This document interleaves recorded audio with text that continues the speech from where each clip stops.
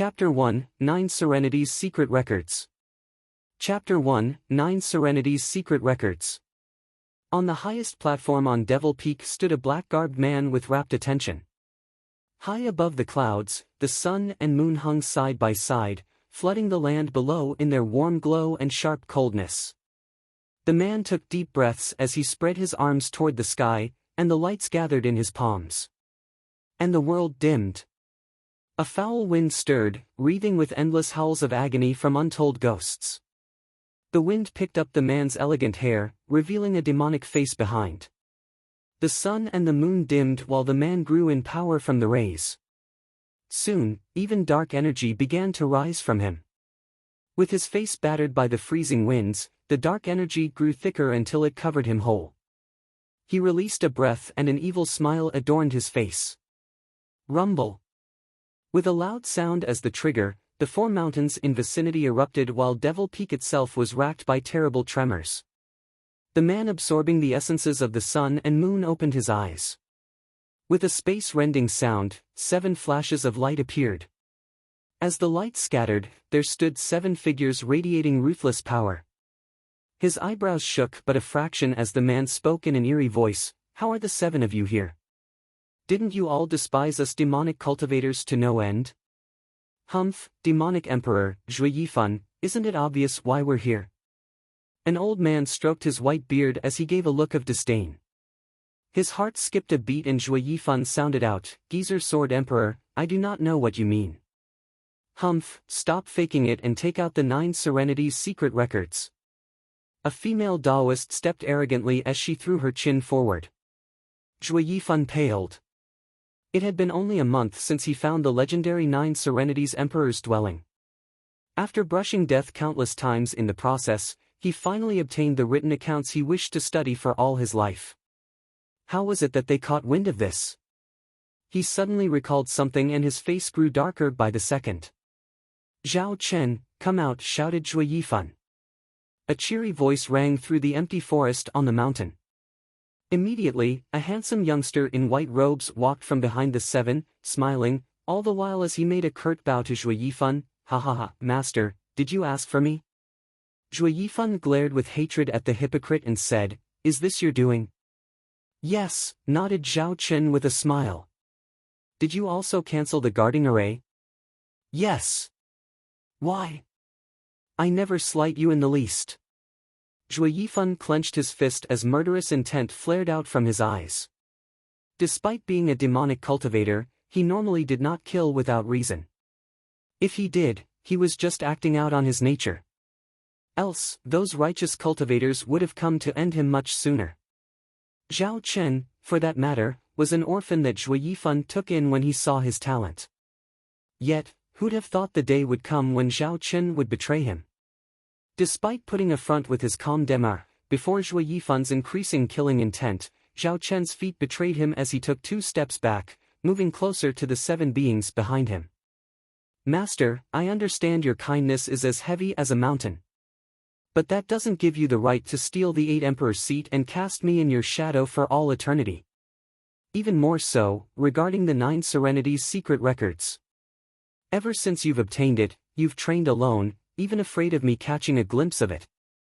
Zhui Yifan's heart clenched when he heard this. Zhao Chen would never know he did it for his sake. Having low cultivation and going head first into studying the 9 Serenity's secret records would deviate one's cultivation. He had opted to understand it in its entirety and only then impart it to him. Yet all his plans were ruined in just a short month. "Ha ha ha, well said. Zhao Chen, you're a true disciple." Zhui Yifan's roaring laughter reached the heavens and so did his rage. "Since it is so, Master will give you a taste of the 9 Serenity's secret records." "Zhui Yifan, it is not your place for such unbridled words in the presence of us 7. The white-bearded old man stepped before Zhao Chen.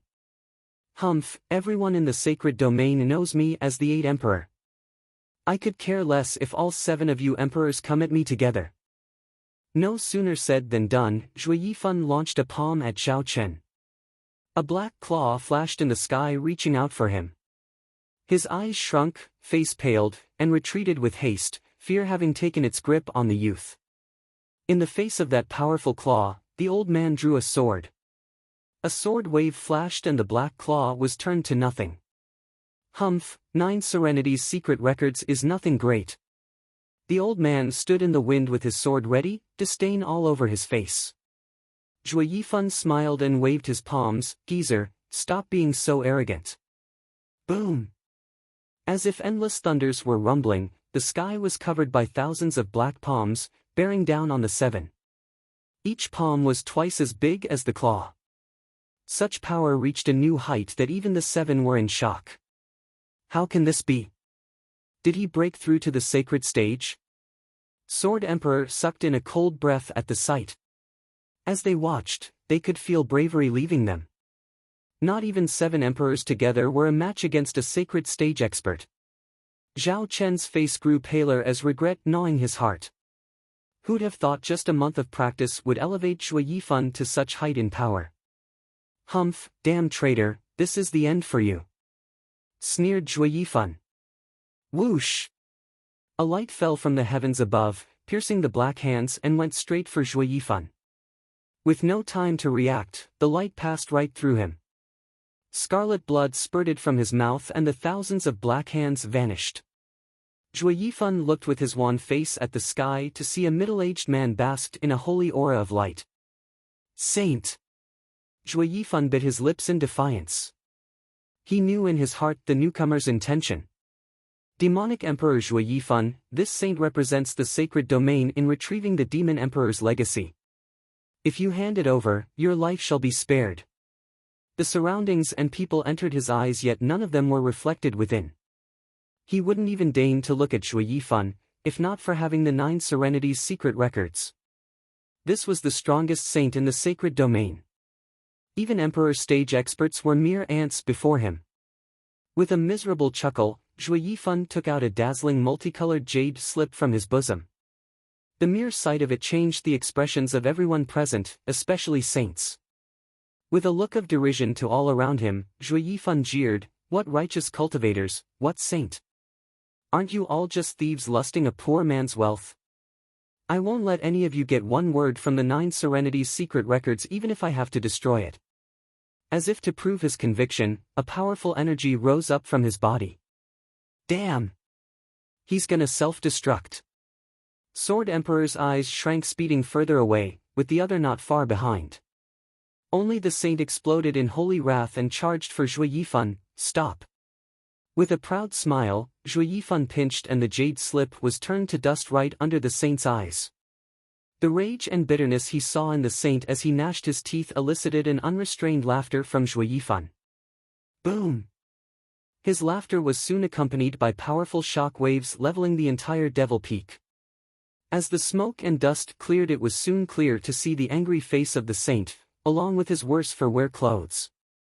Even in the face of such a terrifying explosion, a saint can come out of it without so much as a scratch. The Sword Emperor came before the saint to express his admiration. The saint snorted and was about to leave. It was then Zhao Chen blocked him. "Please wait, saint. Demonic Emperor Zhua is cunning and deceitful. If he possesses someone, just from knowing the 9 Serenity's secret records, he will one day come to exact vengeance upon us all." Humph, his self-destruction was down to his soul. What possession? He waved his sleeve and vanished. The hearts of everyone present eased after hearing this. With a saint present, an emperor stage expert would find it impossible to escape with their soul even if they self-destructed. It was a pity for the loss of the ancient demon emperor's legacy, 9 Serenity's secret records. As people gazed upon the ruins of Devil Peak, they each felt differently. Some were rejoicing, others lamenting, while most were feeling pity. Yo, we are picking up this novel since there are some people asking for this. I'm also personally interested in this story. Chapter 2, Demonic Emperor's Rebirth. Chapter 2, Demonic Emperor's Rebirth. In the dead of night, even the moon's radiance was snuffed out by the black clouds. Bodies laid in a pile in a quiet part of the forest, the aftermath of a gruesome battle. The air reeked of blood, drawing all kinds of wild animals to feast on their flesh. Ugh! Among the countless chomping sounds of animals, from amongst the bodies, a young man let out a groan. Ears twitched and the animals approached the source in silence. Thump! With a loud sound, 2 corpses were thrown to the side to reveal a blood-stained figure wrestling out from the pile. The animals jumped 2 steps back in fright, but when they noticed he was alive, they came back with a vengeance to rob life from him. Yet, the youth hardly noticed the imminent danger, still sat there in a daze. Is this the current me? He checked his hands as his eyes glazed over. A whoa! A wolf's howl echoed as the beast sprung towards the youth. He turned his head, his eyes shining with bloodthirst from his blood-stained face. The killing intent was akin to 2 swords stabbing into the wolf's eyes. Whoosh! The wolf grounded to a halt, shivering as it curled backwards. The rest of the animals were also making a run for it when they watched those demonic pair of eyes. Despite his weak appearance, the animals' instinct screamed at them of the danger the youth posed. As silence set in once again, the youth took a deep breath and closed his eyes. His name was Zhuofan, 15 years of age, a servant of the Luo clan at Cloud Manor. His life was happy and carefree, until 3 days ago when a band of Blackwind Mountain bandits butchered the manor. He along with some guards escorted the young master and young miss as they fled, only to find his end in this forest at the hand of their pursuers. In his final breaths, he was filled with an obsession. It was this that drew the drifting demonic emperor Zhuo Yifan's resentment and allowed the demonic emperor to possess him. Zhuofan's eyes flashed with demonic glee. Ha ha ha, Sword Emperor, Zhao Chen, you would have never imagined the 9 Serenities secret records has a way of possessing someone without the need of a soul. Wait for me, I will soon return to sacred domain and behead you myself. Only Zhuofan's mad laughter echoed in the bleak forest. Even the other animals chewing on corpses were startled into fleeing. Cough! A sudden cough cut his raving laughter short as his eyes turned like a hawk towards the source. He helped me. Zhuofan rushed to it to see a Luo clan's guard buried in bodies, with blood pouring from his mouth. Humph, the affairs of mortals have nothing to do with me. His eyes shrank and shook his head as he was about to leave. The previous Zhuofan would have done his best in helping the man. But he was now replaced by the demonic emperor Zhuo Yifan. To Yifan, the Luo clan were nothing but ants to him. Who was so bored as to save an ant's life? He took only 2 steps before stopping. Recalling something, he dropped down cross-legged to inspect his body. Not a moment passed and Zhuofan flashed his eyes open with glee. This kid is 15 yet has never cultivated. His body is untainted. On the Martial Emperor continent, most could cultivate. Even farmers would have a first or second layer in the foundation establishment stage. It was rarer to find a 15 years old who never cultivated once. And the strongest cultivation method is the 9 Serenities secret records, demon transformation art, who could use others' cultivation and later allow one to swallow the heavens and devour the earth, reaching the highest realm of power in this world, needed a pure body to train in it. This cultivation method was something the 9 Serenities Emperor comprehended only after he entered the Emperor stage. Just when he was contemplating destroying his cultivation and starting anew, he suffered at the hands of the other Emperor stage experts. In ancient times, the 9 Serenities Emperor was among the top 3 strongest emperors. For it to make even him consider restarting his cultivation, this cultivation method must be of tremendous might. Maybe it surpassed even a heaven-ranked cultivation method. As such, once Zhuo Yifan obtained it, he began to consider his next course of action. But before he could decide, the 7 emperors and Zhao Chen came and forced him on this path.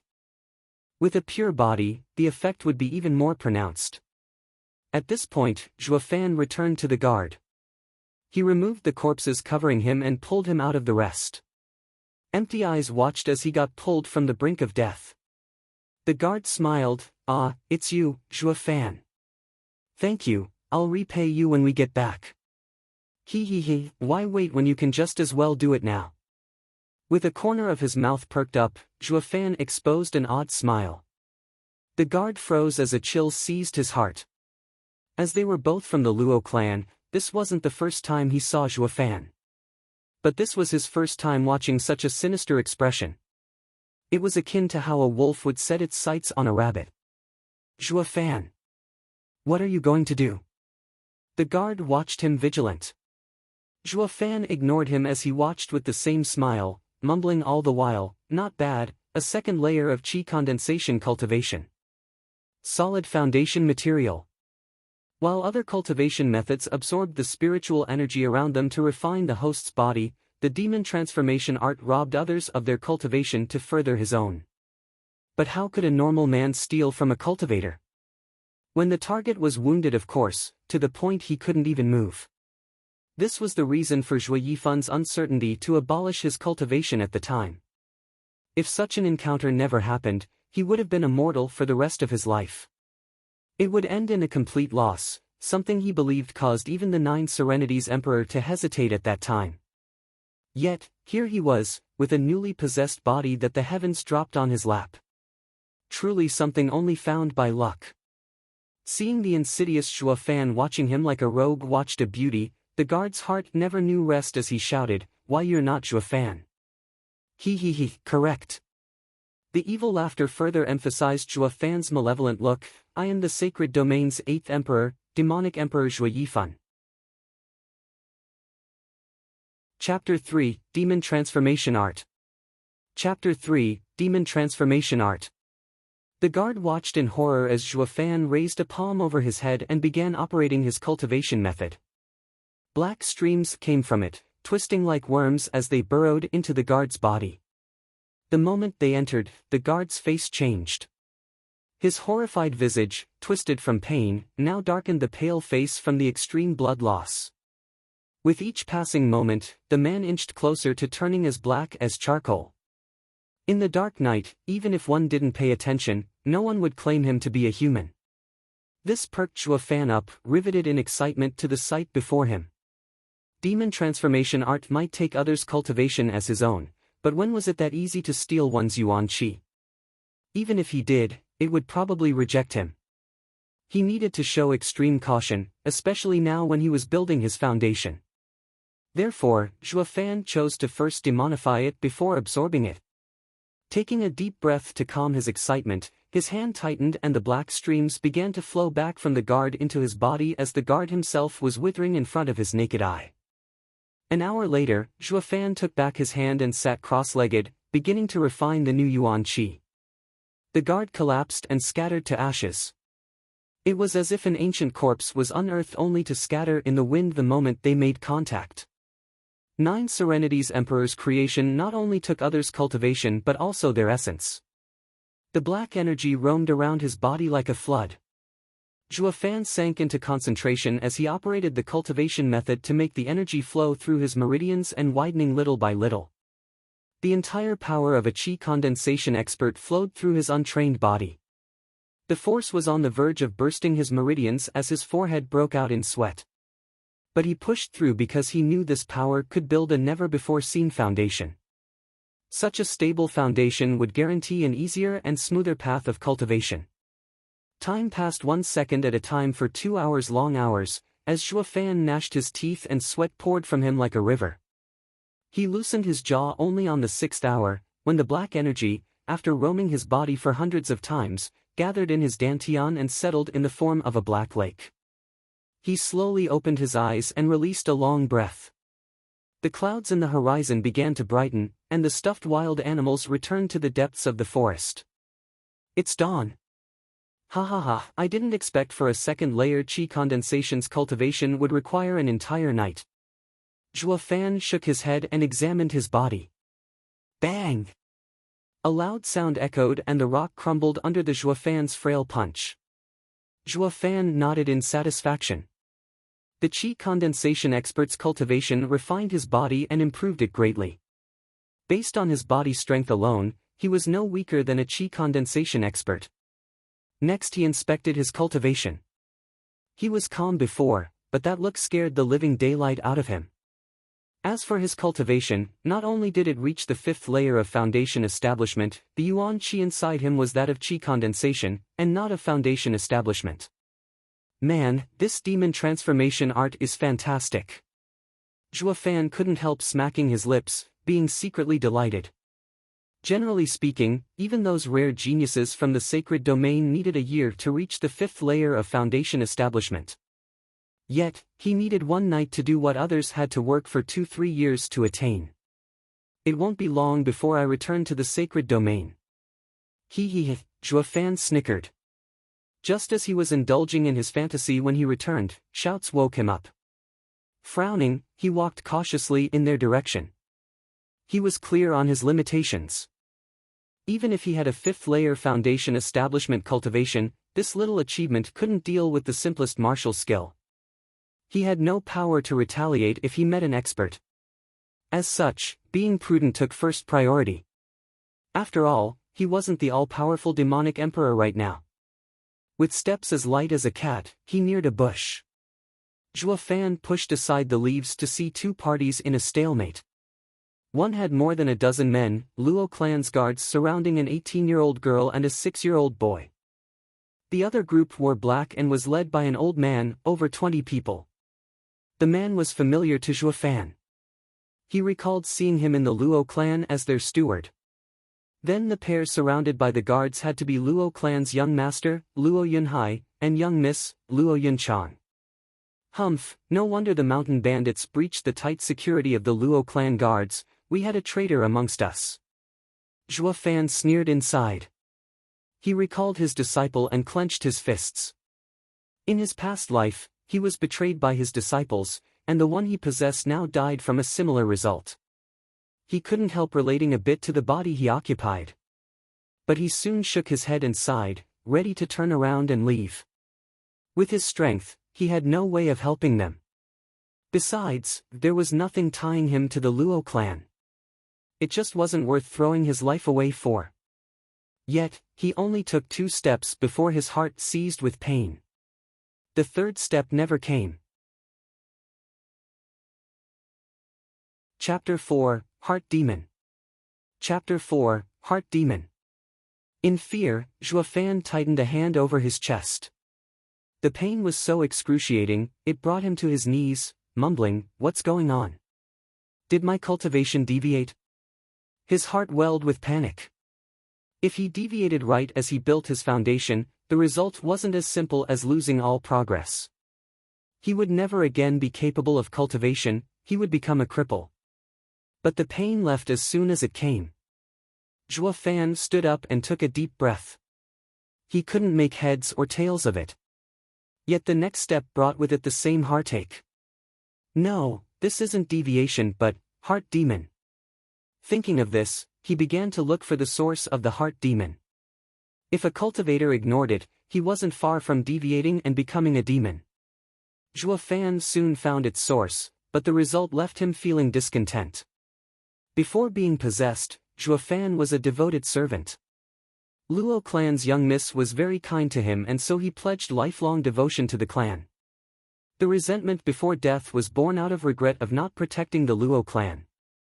It was then the demonic emperor's hatred and his resentment fused, possessing his soul and breathing life into his body. And his resentment became a contract with the demonic emperor, turning into his shackles. In short, the demonic emperor lived so he could replace him in protecting the Luo clan, or the heart demon would haunt him. Blast it! This punk is the worst. He wants me to be a servant. Zhuo Fan wanted to cry but no tears came out as he kept cursing. How could the glorious and magnificent demonic emperor Zhuo Yifan, the 8th emperor of the sacred domain, be tied down by some nameless clan? Yet the heart demon couldn't be ignored either. Helpless, he caressed his forehead. It would be better if a punk like you wished for vengeance instead. This way, it would have taken me a few years to kill him. Yet, you went and ruined my life. Who's there? Show yourself. An aged voice shouted and Zhuo Fan sensed a thick killing intent aimed at his location. Shaking his head, he sighed and walked out. Since he got found out, he might as well go deal with that traitorous Steward's son. Seeing who it was, Steward's son smiled with derision. Humph, I wondered who it could be, when in fact it was just a little bastard. Then Steward's son turned to Luo Yunchang, paying him no heed. Young miss, I advise you to hand over the returning dragon palm martial art to avoid any unnecessary casualties. I don't think you want that either. Rubbish, geezer's son, you traitor. As long as we're here, you won't harm a single hair on young miss and young master. The Luo clan's guard captain took a step forward. Luo Yunchang glared back, her pretty face filled with resolve. Steward's son, returning dragon palm is a spirit-ranked martial art handed down in the Luo clan for generations. We will never hand it over. Zhua Fan snorted inside. He was wondering why the mountain bandits raided the Luo clan. It was all for a mere spirit-ranked martial art. On the Martial Emperor continent, all cultivation methods and martial arts were divided into 5 ranks: spirit, profound, earth and heaven. Each in turn was split in low, mid and high. In sacred domain, spirit-ranked martial arts were at every corner and mere trash in the eyes of a demonic emperor such as himself. He had thousands of them already. It was a total waste to die for such junk. Zhua Fan sighed and shouted, bored, young miss, it's just a spirit-ranked martial art. Just give it to him and I'll just give you another. All eyes quivered in shock, then looked at him like a nutcase. Zhua Fan, quite the cheeky tone you have there. Taking out a random spirit-ranked martial art. On what grounds can a 15-year-old Luo clan servant do that? Ha ha ha.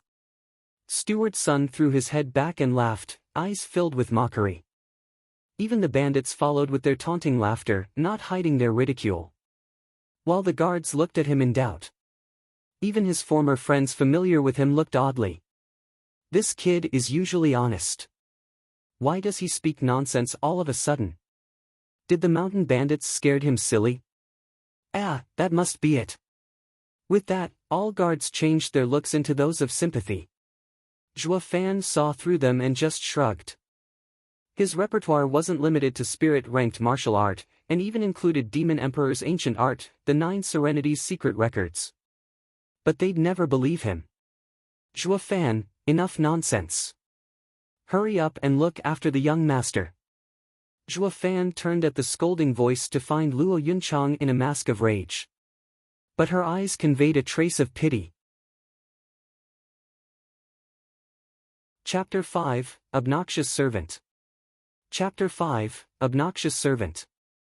Perking up into a grin, Zhua Fan picked up on her intent. Young miss had to be thinking he was insane, yet she still did not want him to die. As they were speaking, she was looking for a chance to hide him behind the guards. What are you waiting for? Get him over here before he humiliates us further. Luo Yunchang shouted at the guards. Before anyone even moved, a bloody blade rested on Zhua Fan's neck. Wait! Steward's son snickered, his eyes piercing through Luo Yunchang's as he had figured out her plan. Young miss is as kind as ever, wanting to save even a mentally unstable servant. Luo Yunchang raged, Steward's son, you won't let even the demented live? Ha ha ha, right back at you. If you don't want the innocent to die, take out the returning dragon palm. We don't care if our blades get slick with the blood of one more man. With that, the bandit brushed the edge along Zhua Fan's face and sported a bloodthirsty grin. Luo Yunchang pursed her lips, hesitation visible in her eyes, yet still decided to close them. Zhua Fan understood. Although the young miss had no plan to save him by taking the martial art out, as his mistress, it filled him with gratitude just from hesitating. But in the end, it would come down to him if he could save himself. Taking a look back at the bandit, he found a fat man of the same height at 7th layer of foundation establishment. It should be doable. Zhua Fan clenched his fist and gathered Yuan Qi in his left, eyes flashing with ruthlessness. Humph, since you're so stubborn, Zhua Fan will be the first to die because of you. Steward's son's hand dropped, staring at Luo Yunchang's pain-filled eyes. Fatty, kill him. He grinned, and raised the blade way up high. It was then that a thump echoed out, soon followed by bones snapping along with the fat man's wails. His blade had long ago slipped from his hand. Zhua Fan picked it up and decapitated the man. Blood spurted and a large head trailed the air. Zhua Fan was only in the 5th layer of foundation establishment, yet his Yuan Qi was something only a Qi condensation expert would possess. In a moment of the fat man's ignorance, he elbowed his chest and snapped his ribcage. He followed with a swing of the sword in one smooth motion. None could even react as the fat man's head flew from his shoulder. Plop! The bloody head rolled around and stopped right before Steward Sunday. He looked dumbly at the familiar face, incredulous of the outcome.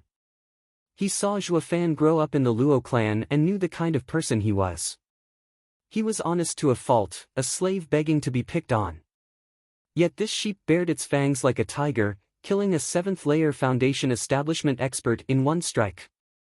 It was done with such brutality that it even shook the bandits.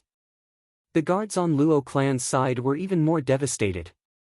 Was he the same man they used to laugh with, the same honest-to-God Zhuofan? Leaving the kill aside, his quick and brutal act was something not even the captain of the guards could match. Every single one of them stood in shock, watching dumbly as blood dripped down Zhuofan's blade, to the point they forgot even to breathe. If Zhuofan didn't take this chance to leave, he'd never get another. Zhuofan's eyes squinted, pressed his advantage and threw the bloody saber at Steward Sunday, all the while running for young miss and young master. By the time the saber arrived, he was already before Luo Yunchang. One hand held Luo Yunhai while the other grabbed her, running like hell deeper into the forest. Luo Yunchang was still in a daze, letting him pull her. Steward's son saw the target slipping away again and panicked, after them. But the captain and his guards were there to block them. "Humph, think you can stop us?" Steward's son said with cruelty. The captain smiled and shook his head. "No, but we can buy them some time for them to get away." "Hee, with you dead, you still think they can escape?" Taking one last look in their direction, the captain nodded. "If it was before, perhaps no. But they have that boy." The guards nodded, with their trust in Zhuofan beginning to grow in their hearts. They might not know why Zhuofan was so bold all of a sudden, but with him next to the young miss and young master, their chances of survival were high. Gnashing his teeth, Steward's son looked darkly beyond them. "That brat dares to meddle in my affairs. Once I get my hands on him, I will flay him. I'll make him wish for death." Chapter 6, Vile Servant Actually. Chapter 6, Vile Servant Actually. Zhuofan carried Luo Yunhai in one hand while the other pulled the tender arm of Luo Yunchang in his mad dash, leaving behind the cries and wails of the guards at their backs. "Wait, we can't just leave them." Luo Yunchang recovered after a while and said anxiously. Zhuofan kept going without paying her any heed. "Let go." Luo Yunchang saw him disobeying her and threw his hand off. Zhuofan stopped and stared her down. "We need to go back. We can't let the guards throw their life away for us." "Can you beat them?" said Zhuofan. Luo Yunchang sighed with a frown. "The others are bad enough, but they have Steward's son, in the 6th layer of chi condensation while I am only in the 3rd layer and the captain in the 4th. Even if we join forces, we are still no match for him. What's the point of returning then? Let's go." Zhuofan snorted and grabbed her again to dash. It was now that the child in his other hand squirmed. "Stinky slave, how dare you talk back to your master? Apologize to my sister and I won't let you but blossom in pain." Zhuofan looked in a daze, the pup bearing his fangs in his arm, then looked at Luo Yunchang. The young miss was angry. Recalling he was but a mere servant of the Luo clan, only now did his disrespectful words sink in. But so what? He wasn't the real Zhuofan anyway. Moreover, they weren't exactly the same revered Luo clan either. Your family is on the brink of being exterminated, yet you have time to nitpick? If not for the heart demon, the majestic demonic emperor would have never even minded your trifling matters. Brat, think I won't make your butt blossom? Zhuofan stared at Luo Yunhai. You dare, slave! Luo Yunhai glared back without fear. He grew up in the manor and knew of the gap in their status. How could he ever come to fear a servant's threat? Such a pity the one before him wasn't Luo clan's servant. With a grin, Zhuofan bent him over the knee, pulled his pants and slapped like no tomorrow. The sonorous slaps rang in their ears, striking Luo Yunhai and Luo Yunchang dumb. They never dreamed of this ever happening. A servant daring to slap a master's bum. To the point even the bratty Luo Yunhai forgot about the pain. But he soon got a taste of the scorching sting on his rear. Impudent! Luo Yunchang cried in alarm, wrestling her brother from him and into her embrace. Zhuofan, you dare raise your hand against your master? Luo Yunchang was known in the clan for her gentle nature, and warm and refined demeanor, a girl from a wealthy family that never got angry. But Zhuofan's act took the cake and made the rage inside her burn like never before. Zhuofan avoided her eyes as he sneered, not as daring as young miss. To the point of wasting time berating others while the enemy is just around the corner. The noise behind them was getting weaker. Zhuofan and Luo Yunchang were clear the guards couldn't hold on much longer. I only slapped him a few times, but if you do not run, those men will soon take his life. Zhuofan pointed at Luo Yunhai. Luo Yunhai was still angry, but Zhuofan's words struck close to home. Her brother was the only male left in the clan. She could sacrifice herself, but nothing must happen to him. After some thought, she became serious. Zhuofan, take young master and leave while I stall them. I refuse, blurted Zhuofan. If you dare leave, I will kill this brat. You! She was at a loss for words. Never would she have imagined her clan would house such an arrogant and impudent servant that would dare threaten their master. I've lived in the Luo clan for all my life and do not know the surrounding. If you leave, me and the brat won't make it. Zhuofan continued. Luo Yunchang nodded in silence, her anger cooling. It made sense.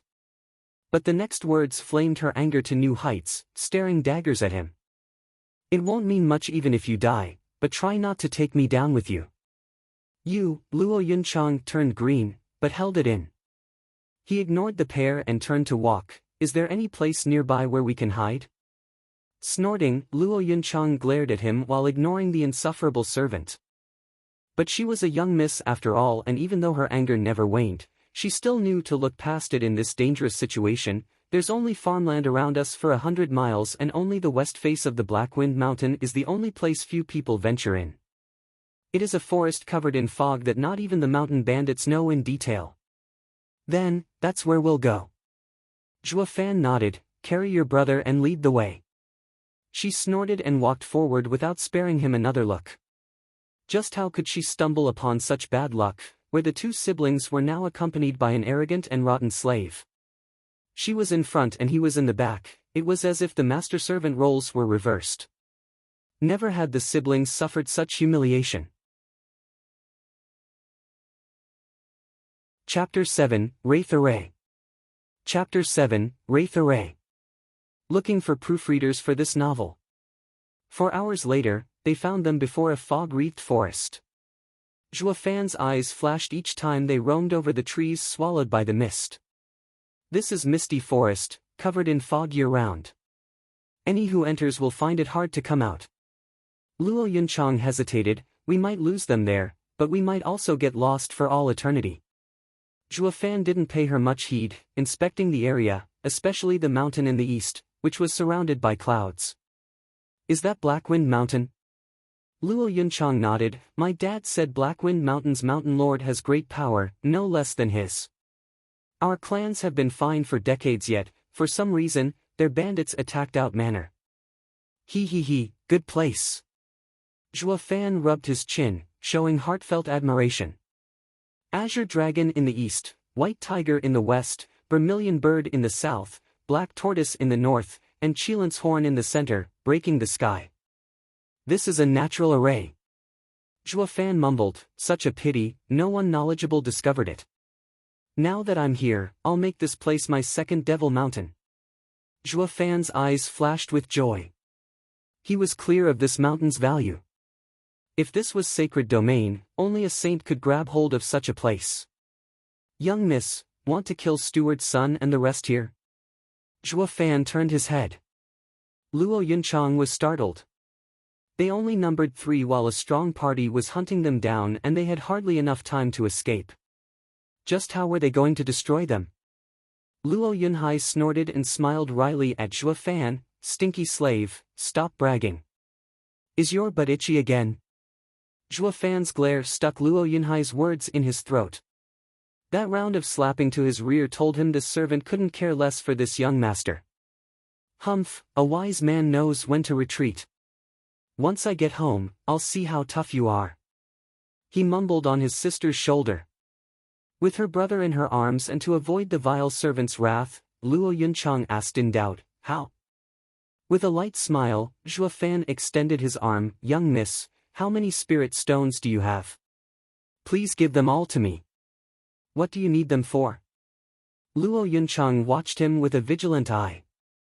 Ha ha ha, young miss misunderstands, I'm not trying to take advantage of a declined clan and turn into an evil servant that robs it. All my actions are for your safety. Humph, still consider yourself a loyal servant? The way I see it, there's not a viler servant out there who can outmatch you. Luo Yunchang rubbed her pitiful brother's butt, as she thought that, but still gave him her ring. This is all my wealth. If you dare lie to me, I will never forgive you. Zhuo Fan took it with a smile and sank in the mist. Wait for me here. Humph, this servant is too outrageous. He even dares to order his master. Sister, you need to punish him for me. Luo Yunhai raved once the servant was gone. She shook her head and looked at the roaming mist. Yunhai, he might be rude, but he's always helping us, much better than those strong hypocrites. We can't reward kindness with enmity. Luo Yunhai thought for a moment then nodded, yes, it's all that damned steward's son's fault.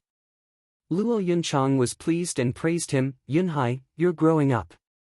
But then he hissed through his teeth, as for that stinky slave, he should be spanked like no tomorrow. Killing him is too easy for him. Luo Yunchang was silent. Zhuo Fan walked among the white fog, his deep eyes taking in his surroundings. From time to time, his hand flashed and a spirit stone flew out from the ring and disappeared into the ground. Despite it being his first time here, he was remarkably familiar with its layout. His path never once was disturbed by the fog. In but a quarter of an hour, he traveled across the entire forest. 9 underworld gates open. For Cardinal Wraith Array activate. His hands made signs with lightning speed, while he spoke the incantation from the 9 Serenity's secret records. The wind shifted and the sky darkened. With wails, gray shadows fell from the sky and hid in the misty forest. The fog reddened, then blackened, the same color as the sky.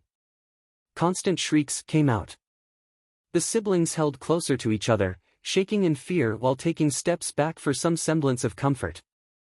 Yet the wails and shriek stopped as soon as they started while the sky cleared up and even the sun peeked through the clouds. Misty forest's fog dissipated and revealed a gasping Zhuo Fan walking over. What just happened? What did you do? Luo Yunchang watched him with bewilderment. He only waved and entered the forest. Follow me. Luo Yunchang was suspicious, however she led her brother behind. Zhuo Fan had a mysterious appearance that made the two not voice their doubts. When they arrived at an ancient tree, Zhuo Fan said, stay below this tree for now. I will teach you how to control the Wraith Array and when Steward's son comes, you can use it to kill them. What? This is an array. Luo Yunchang was stunned. Arrays were even more precious than martial arts in this world. No sect would ever dare release even a normal array to outside. Even if the auction had a first-grade array, it would still sell for hundreds of thousands spirit stones. They were rare and in high demand. If their Cloud Manor had a protective array, they would have never sunk so low from mere bandits. Yet, at this very moment, a mere servant casually set up an array. It was impossible that this feat would result in the young miss being shocked silly. Chapter 8, Baiting the Enemy. Chapter 8, Baiting the Enemy. Looking for proofreaders for this novel. How can you? Forget about how for now, and do what I said. This is a bewildering array which can affect the perceptions of others inside. And this is also a killing array, controlling wraiths to kill your enemies. Luo Yunchang copied stiffly as Zhuo Fan performed the gestures. However, he was too fast. She could only watch him do it as she fumbled to a stop. Unable to remember the movements as he carried on, stuck on the last sign she did. Sigh, how are you so slow? This is the simplest method. Zhuofan got angry and cursed, if you keep going like this, Steward's son will be upon us. We might as well just serve ourselves on a silver platter. You're as slow as a pig. All her life, Luo Yunchang was handled with finesse and attention a pearl would need. She received others' love and respect. Never has she been mistreated like this, degraded to such a degree. Glittering tears started welling in her eyes as she lowered her head. Yet, she persevered. Seeing his sister humiliated, he found courage and shouted at Zhuofan, "Stinky slave, don't mock my sister." Zhuofan just shook his head, not having the time to bicker with the brat. He found his yuan qi was only enough to start the array, failing to control it. If one were to speak of a complete wraith array, even if none of them controlled it, a trash like Steward's son would end up beaten to a pulp either way. However, he only had around 1,000 spirit stones. If not for being a natural array, he wouldn't have been able to set even a damaged one. It was now in the hands of third-layer Qi condensation young miss to control the array. But for her, the method was long and complicated. It was hard to grasp. Worse, they were on the clock. Helpless, Zhuofan embraced her from behind and took hold of her hands. "What are you doing?" Luo Yunchang froze up as her cheek blossomed with red.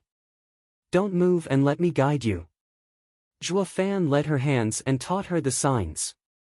Despite catching his intent, being embraced by an unfamiliar man threw her heart in chaos and cheeks burned hotter, since this was the first time it ever happened to her. Each time her mind drifted, a voice would ring in her ear, "Pay attention." She peeked at him and saw how serious Zhuofan was, that his actions were not aimed to take advantage of her. Humph, he knows when to be a gentleman. Luo Yunchang calmed down and her body drew nearer to his. Feeling the strong arm behind her, this was the first time in the last 3 days she felt safe. Steward Sunday they went towards the misty forest. 10 miles outside the misty forest, a lanky bandit checked for tracks and reported to him. With cold laughter, Steward's son straightened his white mustache, "Quite a good hiding place. We know the mountain area but not that eerie place." However, Steward's son looked at the bound captain and his eyes flashed with an evil glint. "Captain Pang, you're up soon. With how kind young miss is, she won't ignore your pleas. Tui, don't think you can use me to threaten young miss." His eyes were bloodshot as he glared at Steward Sunday. "You'd better kill me, or I will murder you and avenge my fellow guards. Ha ha ha, when I get the martial skill, I'll be happy to fulfill your wish." Squinting his eyes, Steward's son let out a creepy laughter. "Let's go." It took an hour for their group of 20 to reach Misty Forest. Yet before they could get any closer, snoring came from a man sleeping against a tree. A careful look identified him as Zhuofan. "Steward's son, it's the one who killed the fatty." Woken up by the voice, Zhuofan yawned and opened his weary eyes.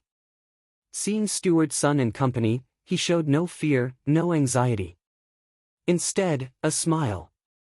"Steward's son, I've waited so long to see you." Frowning, Steward's son watched him. He eyed him with utmost care yet nothing seemed to tell him anything. He was just calm. "What a deep-rooted schemer you are." "I underestimated you," thought Steward Sunday. If it were any other time, he would have never paid attention to a servant. But ever since Steward's son witnessed Zhuofan kills so brutally, Steward's son's image of him turned upside down. This punk not only hid deeply, but he's also ruthless. If he matures, only suffering awaits. "Zhuofan, you've quite the nerve to show off before me," squinted Steward's son at him. Zhuofan cut to the chase instead of replying. "Steward's son, want to make a deal?" "What deal?" "I'll give you the Luo clan's young master and mistress. So, secure my career in Blackwind Mountain." "What?" Not only was Steward's son shocked, but even the guard captain was also dumbfounded. He rested his hopes on Zhuofan to take the siblings far away. Who'd have thought Zhuofan would defect and use them as bargaining chips? "Why are you doing this? Luo clan hasn't scorned you," doubts arose in Steward's son's heart. "Ha ha ha, then why do you?" Luo clan treated you even better. Steward's son reddened at this and felt his rage boiling. As he calmed himself, Zhuofan continued, every man for himself. With how much the Luo clan has fallen, reviving it isn't something one man can do. Why should I walk towards my death? Using them to secure my life is but human nature. He picked the red rope from the ground who followed into the mist. Young Miss is at one of the ends of the rope.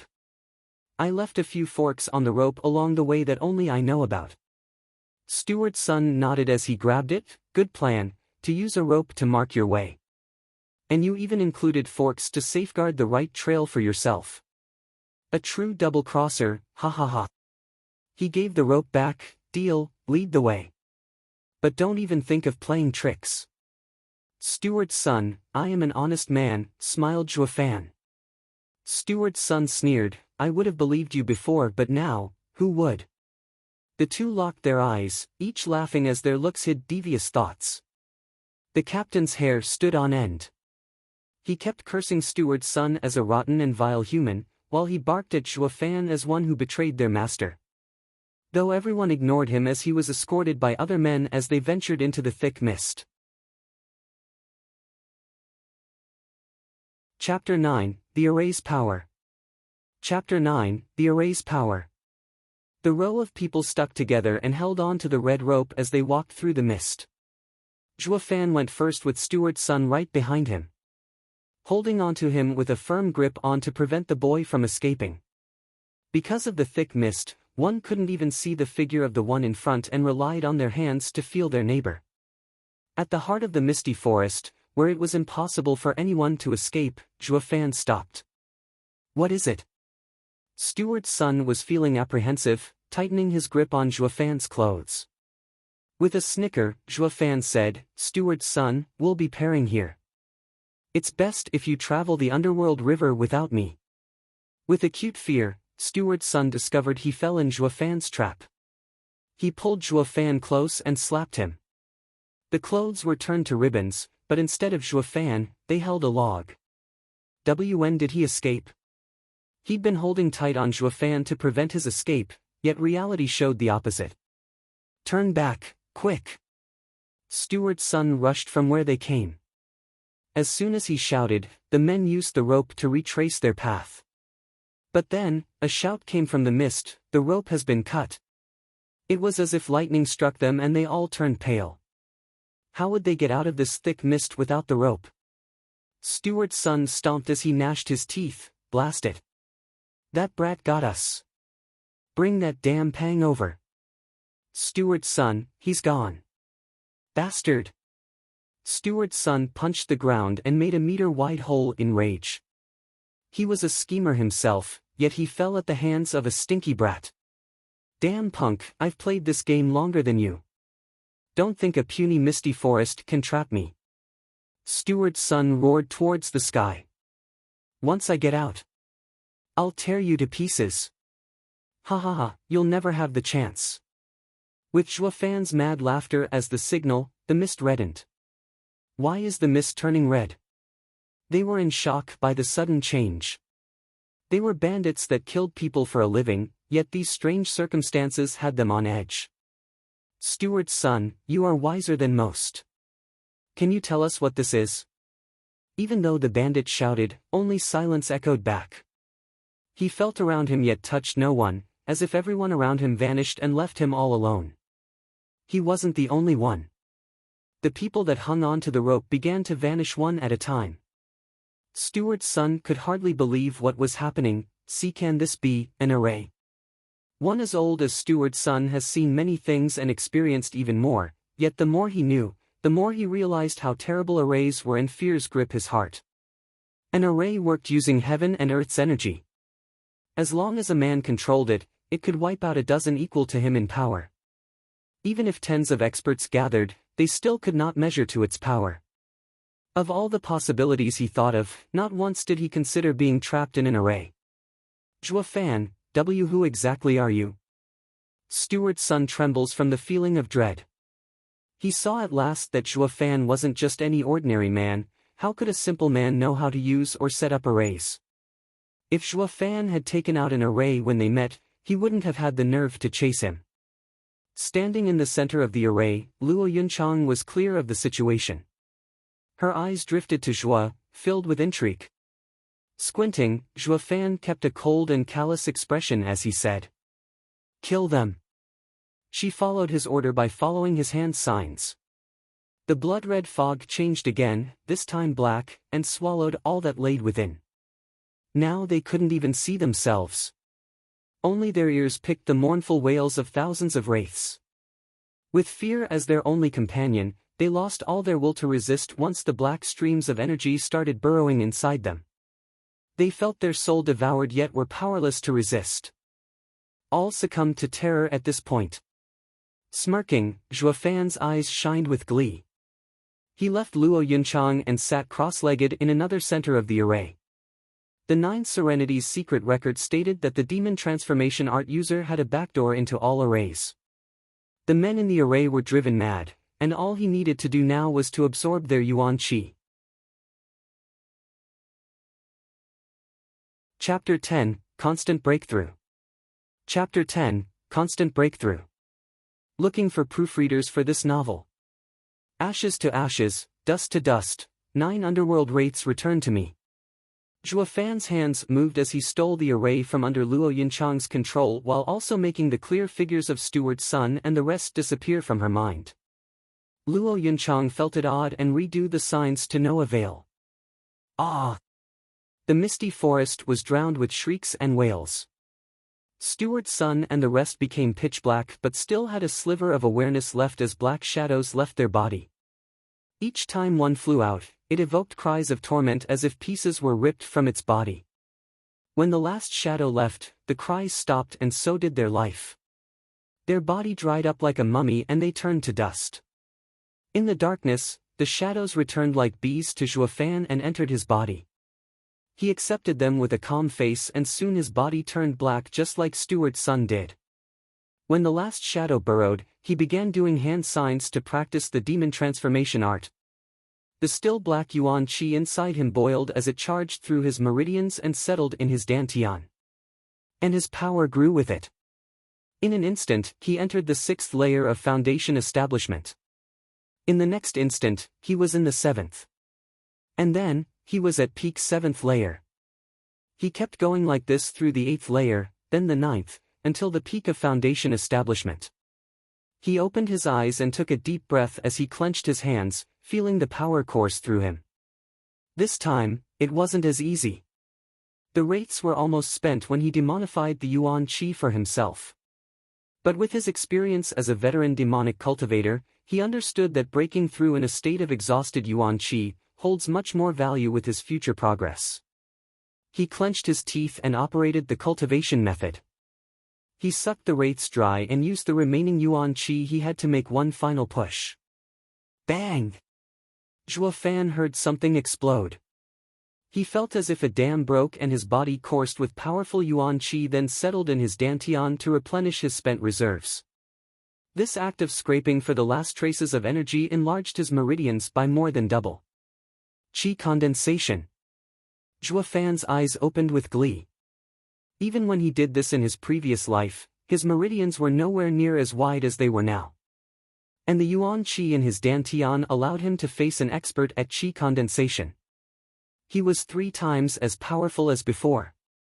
He released a long breath and made some hand signs to release the wraiths. They turned back to gray and he went back to normal. When all wraiths were gone, Zhuo Fan stood up and a single wave from his hands pushed away the black fog, allowing the sun's rays to land on the forest. He could now control the array himself, no longer needing Luo Yunchang's assistance.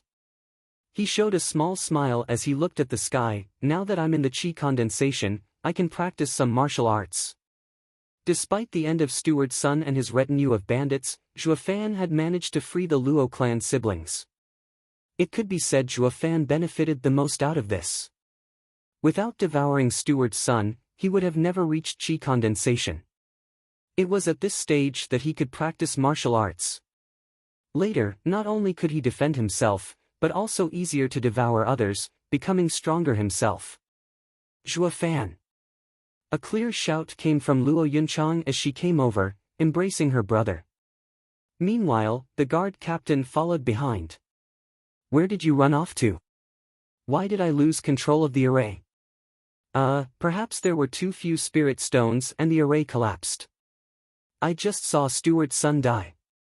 This is worthy of celebration. No one escaped, dodged Zhuo Fan. He wasn't about to reveal his secret, because in this world, demonic cultivators were strong, uncanny and cultivated with shocking speed. And his demon transformation art was even more monstrous. If others knew, he'd be a public enemy. This was why he died last time. So, for his second life, he made sure to avoid any mistakes. Luo Yunchang nodded, believing him. After some hesitation, Captain Pang toughened his resolve and kneeled. Brother Zhuo Fan, I was too reckless before, unaware of your plan and still cursed you. If you must punish me, I will accept any that you might have for me. Even if you ask for my head, I will gladly offer it. Zhuo Fan nodded inside. Captain Pang was a loyal retainer. If Zhao Qin had this level of devotion, Zhuo Fan wouldn't have fallen so low. Sighing inside, he helped Captain Pang up. Captain Pang is a captain of the guards while I am just a mere servant. How could I receive such courtesy? Moreover, we have young Miss to thank for setting up an array to eliminate Steward's son's group. Luo Yunchang watched him, confused. Only nodding when he threw Luo Yunchang a look. Although Luo Yunchang didn't know why Zhao Qin avoided admitting he was the one who set the array, he did save her and still deferred for her opinion. Captain Pang turned to Luo Yunchang in shock. Young Miss knows arrays? Luo Yunchang laughed, embarrassed, forced to admit it. Heaven protected the Luo clan. Young Miss knows arrays, our rise is imminent. Captain Pang threw his head back and laughed, exhilarated by the prospect. Zhuo Fan rubbed his nose. Luo Yunchang stole a glance at Zhuo Fan. If Luo clan is to rise, it's only thanks to this man. Chapter 11, Entering Windgaze City. Chapter 11, Entering Windgaze City.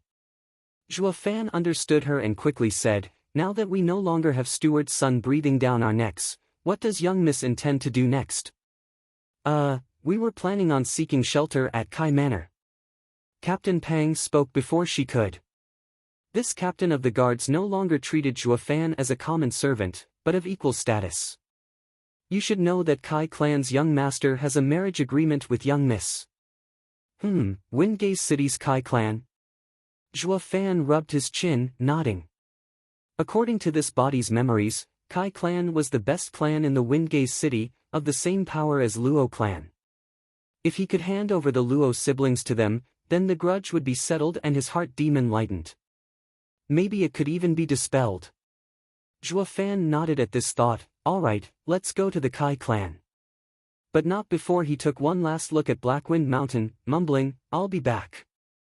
At the same time, in a dark cave atop Blackwind Mountain, a malevolent youth was on a large seat. His eyes were filled with cruelty as they flicked to his subordinate. Any news of Steward's son? Our reporting to young Lord, Steward's son said he'd soon have the martial art. The bandit was shaking like a leaf, fearing to even meet the youth's eyes. Ha, withdraw. Yes. The bandit wiped the sweat from his head, not lingering one moment more if he could help it, from fear of being eaten. The youth rose and moved behind the cover placed at the back of his seat. An old man laid there, glaring with fury at him. His lips trembled but no words came out. The youth patted the man's hand with a smile. Master, be at ease, your friend left first and is waiting for you. Once returning Dragon Palm arrives, I will reunite you two old friends. The old man's eyes were bloodshot at this, as if wanting to eat him alive. Despite the constant trembling, he could do nothing else. In response, the youth's savage and vicious laughter echoed throughout the cave. Windgaze City was the largest city in 100 miles and a 10-day journey from the Luo clan. From fear of other bandits pursuing them, Zhuo Fan and the others sped up and reached it in 5. Once inside, the bustling of the city assaulted them while also bringing some comfort. All the tension accumulated over these past days seemed to seep from them. Now that she was finally around other people, Luo Yunchang's strained face finally revealed a smile. "Yunhai, look there," pulling his hand, she pointed at a juggling stall. Captain Pang was happy to know the fall of the young Miss clan didn't put a damper on her spirits. "Brother Zhuofan, I seem to recall you never came to Windgaze City." Zhuofan just nodded. Captain Pang was stunned at that. Windgaze City's bustle was famous around these parts. He recalled the last time he came here and was so excited he couldn't sleep for 3 nights. Why was it that a homegrown kid who never saw the flourishing city didn't even flinch? Of course, how could he know? In Zhuofan's eyes, this place was no different than a village. "Old Pang, is Kai clan far from here?" Sharing hardships brought them closer and even started calling each other brothers. Luo Yunchang spoke before Captain Pang could. "We don't need to go so quickly. I and Yunhai must make an official visit first, then I will come see you. Stay at a tavern in the meantime." "So annoying," frowned Zhuofan. With a bitter smile, Captain Pang just shrugged. "Can't be helped. There's no one rushing us now. If we go there now, they will laugh at us for not showing propriety." "Fine, you go first."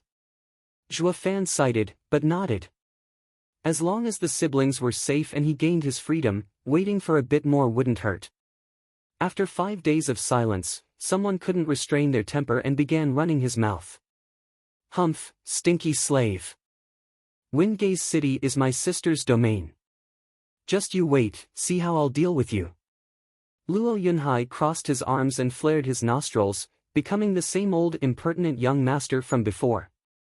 Bam! He didn't get to enjoy it though, as Zhuofan delivered a healthy kick to his rear. He flew a meter and landed on his face. "No need to wait, let's settle this now." Luo Yunchang rushed to help her brother and glared at Zhuofan. "Why do you always pick on a child? It's your brother who needs a spanking." Zhuofan shot her a look then waved, "Go already. After you settle in, if you still look at me with such discontent, I will not hesitate to leave you." Luo Yunchang snorted and left while hugging her brother. Luo Yunhai rested his head on her shoulder, face red as if choking but not daring to make a peep. Even a child like him understood the 2 siblings had no power in the forest and suffered at the hands of that despicable and dastardly servant. But now that they were in Windgaze City, his sister's turf, it didn't seem to make much difference. "Why am I getting beaten by that damn slave again? Does this slave fear not even heaven and earth?" Luo Yunhai never saw anyone like him in the Luo clan. Captain Pang watched this unfold with shock to say the least, as his eyes were close to popping. Not even he knew Zhuofan was so daring and impertinent that he'd beat up the young master right in front of young Miss. Yet she did not make a complaint nor retaliate. Young Miss doted on her brother, never once being harsh with him. Yet Zhuofan trampled over young master with no regard to her with uncanny ease and skill. Now he understood why young master looked at Zhuofan like a mouse eyeing a cat. Wiping the sweat off his forehead, Captain Pang said, "Brother Zhuofan, young master is your lord. If not out of respect for the young miss, do it out of respect for her husband. How could you kick him?" Zhuofan laughed then shrugged. No one was a lord in his eyes. Everything he did was to remove the heart demon. Chapter 12, Odd Girl. Chapter 12, Odd Girl. They won't come back for a while. Let's stroll around the city. Zhuofan turned around and walked away. Captain Pang knew he didn't take his words to heart and sighed as he followed. They were soon in the market area. This was where rogue cultivators sold their wares, to exchange items or other cultivating materials. With Zhuofan's experience, he should be able to find goods which others overlooked. The 2 visited many stalls, and many times, Captain Pang wanted to put his hands in his pocket, but when he saw Zhuofan walking away with a dull look, he followed suit. Perhaps he wasn't aware, but the Grand Captain of the Guard was reduced to following Zhuofan at every step. Since when did the world overflow with overlooked treasures? Let's just go. Zhuofan scoured the market but nothing caught his eye. It was then he heard a ruckus. He went to see a stall owner and a red-faced girl in a heated dispute. He led Captain Pang through the crowd center and saw the girl's appearance. She wore white clothes, with fine eyebrows like a crescent moon, and looked calm and gentle. Even when yelled at, she never lost her smile, as if she never got angry. She persevered despite opposition. This black jade is fake. How is it fake? This is the purest black jade, one that if left in the sun for a day, will still feel cool to the touch. If worn as a pendant, cultivation will be much easier. The man spat non-stop about how pure it was. Young miss, do you understand what I'm saying? She shook her head, but her smile never faltered. I do not know much about black jade, but I have seen one, so I can tell this one's a fake. Ha ha ha, you saw it once and dare to say you find this one fake? Did you hear, everyone? Has there ever been such an absurd situation in the world? It has, and I know I'm right. If we talk about price, the worst black jade is worth 10 spirit stones while the best 100. Yet yours is only 3 spirit stones. Get out of here. Enough with your rubbish, little girl. Don't ruin my business. How could you possibly know of its value? The girl smiled while staring at the man. He felt a rage burning inside, but had nowhere to vent. As the saying goes, you can't strike one who only smiled. The girl kept denying the black jade's price without a solid reason. If it was any other person, he would have slapped them silly. But her smile left him powerless to even lift his hand. That black jade is indeed fake. A man's voice echoed out, and the crowd saw Zhuo Fan watching the girl with a smile. Young miss, eyes are true, but cannot explain where the fault lies. As everyone knows, reality is a matter of perception. What's real can be fake and what's fake can be real. The girl was taken aback but nodded while scrutinizing him. Zhuo Fan turned to the crowd. Everyone, is it possible to prepare a few things? Sulfur, clover. He enumerated some of the most common things, and some people already bought them. Under everyone's eyes, Zhuo Fan threw them in water, stirred, and said to the stall owner, please place the black jade inside. Humph, you're just washing it. He was also confident, even as he placed it inside. But once it entered, the water began to bubble and turn red. It even released a faint hint of blood energy. How can it be? The stall owner was shocked. The girl also watched wide-eyed, astonished. Ha ha ha, no need to be so surprised. This black jade was just an imitation that will show its real color once introduced to water. Zhuo Fan took the black jade and gave it to the owner. Now you should know this lady was right. That bastard lied to me. He sold it to me for 20 spirit stones. The stall owner gnashed his teeth. This black jade is only worth 3 spirit stones. The girl declared her assessment, then smiled to Zhuo Fan. Mister has good eyes. I knew it was fake, but couldn't pinpoint the difference. I thank Mister for his intervention. It was nothing. I have also seen this once. Zhuo Fan smiled. Young miss, won't you buy it? It's just 3 stones now. No need. I only wanted to inform others of the stone's real price. She chuckled and left. Watching her figure fading into the crowd, Captain Pang sighed next to Zhuo Fan. What an odd girl. Zhuo Fan, on the other hand, breathed out relieved as he muttered, that girl's eyes are sharp and sinister. It's a good thing she is still inexperienced, or she would have taken the treasure without hesitation. He then turned to the black jade, eyes shining with excitement. But the stall owner was sighing as he packed his things, ready to go home. Chapter 13, Blood Spirit. Chapter 13, Blood Spirit. Never thought I'd make a mistake.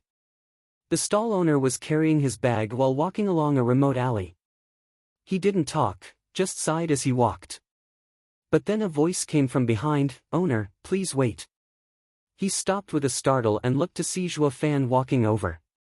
You're the one from before. He recognized Zhuo Fan. It was him who showed everyone his black jade was fake. Is there something you need? Ha ha ha, owner, I like your black jade and will pay 10 spirit stones for it. Zhuo Fan laughed, taking glances at the man's bag. After some muttering, the owner looked oddly at Zhuo Fan. "Mister, you know this stone is fake, so why pay 10 spirit stones?" The lady said it was worth 3. Shaking his head, Zhuo Fan added, "Even if it is fake, it can still pass off for the real thing. I might be able to sell it as a black jade." "Oh, I see. You want to trick others into buying it." The owner nodded in understanding, then scanned around. "Since this is the case, things are different now. It is worth much more than just 10 spirit stones." "How much do you want then?" Zhuo Fan squinted with murderous intent. "At least 50. The owner showed his own sneaky side. "If not, I'll just find my own target and sell it at 100. Thanks to Zhuo Fan's reminder, the owner realized how rare were people who could tell the real black jade from fake. He could sell the fake himself and earn a fortune. "Are you buying, or do I have to look elsewhere?" Seeing Zhuo Fan's expression, the owner knew he didn't have that many spirit stones on him. But it was fine since he could sell it himself and dupe another in the process. He walked away. "Wait." The moment he took the first step, a hand grabbed his shoulder like an iron claw, eliciting a shout of pain from the owner. "Owner, don't be too greedy," Zhuo Fan warned. "Humph, so what if I am? The black jade is mine and I'll sell it at whatever price I want." His voice choked as a black yuan qi entered his body. After his body turned black, a breeze scattered his dust into the wind. Releasing his breath, Zhuo Fan felt his yuan qi grow a bit. He was a first-layer qi condensation expert. The 7th-layer foundation establishment owner hardly helped in increasing his power. He just wanted to trade, but the owner had to be ruthless and force his hand. Zhuo Fan took the black jade and returned to the tavern. He wasn't addicted to killing, but some people were addicted to courting death. Zhuo Fan met with Captain Pang at the tavern and threw him a pouch. "Old Pang, here." Captain Pang didn't understand. "Eh? The 10 spirit stones are all here. Didn't you buy it?" Zhuo Fan left Captain Pang at the tavern after borrowing 10 spirit stones, saying he found something that caught his eye. Yet the same spirit stones were left in the bag, untouched. "Oh, that old man was so nice, he just gave it to me." Zhuo Fan dodged. "Also, Old Pang, guard my door and don't let anyone come in." With that, he closed the door to his room. Captain Pang found it strange, but since they were like brothers now, he helped him out. As such, he sat before Zhuo Fan's door as a guard. Zhuo Fan was clear as to what happened beyond his door and nodded, pleased. He lucked out in finding such a loyal man.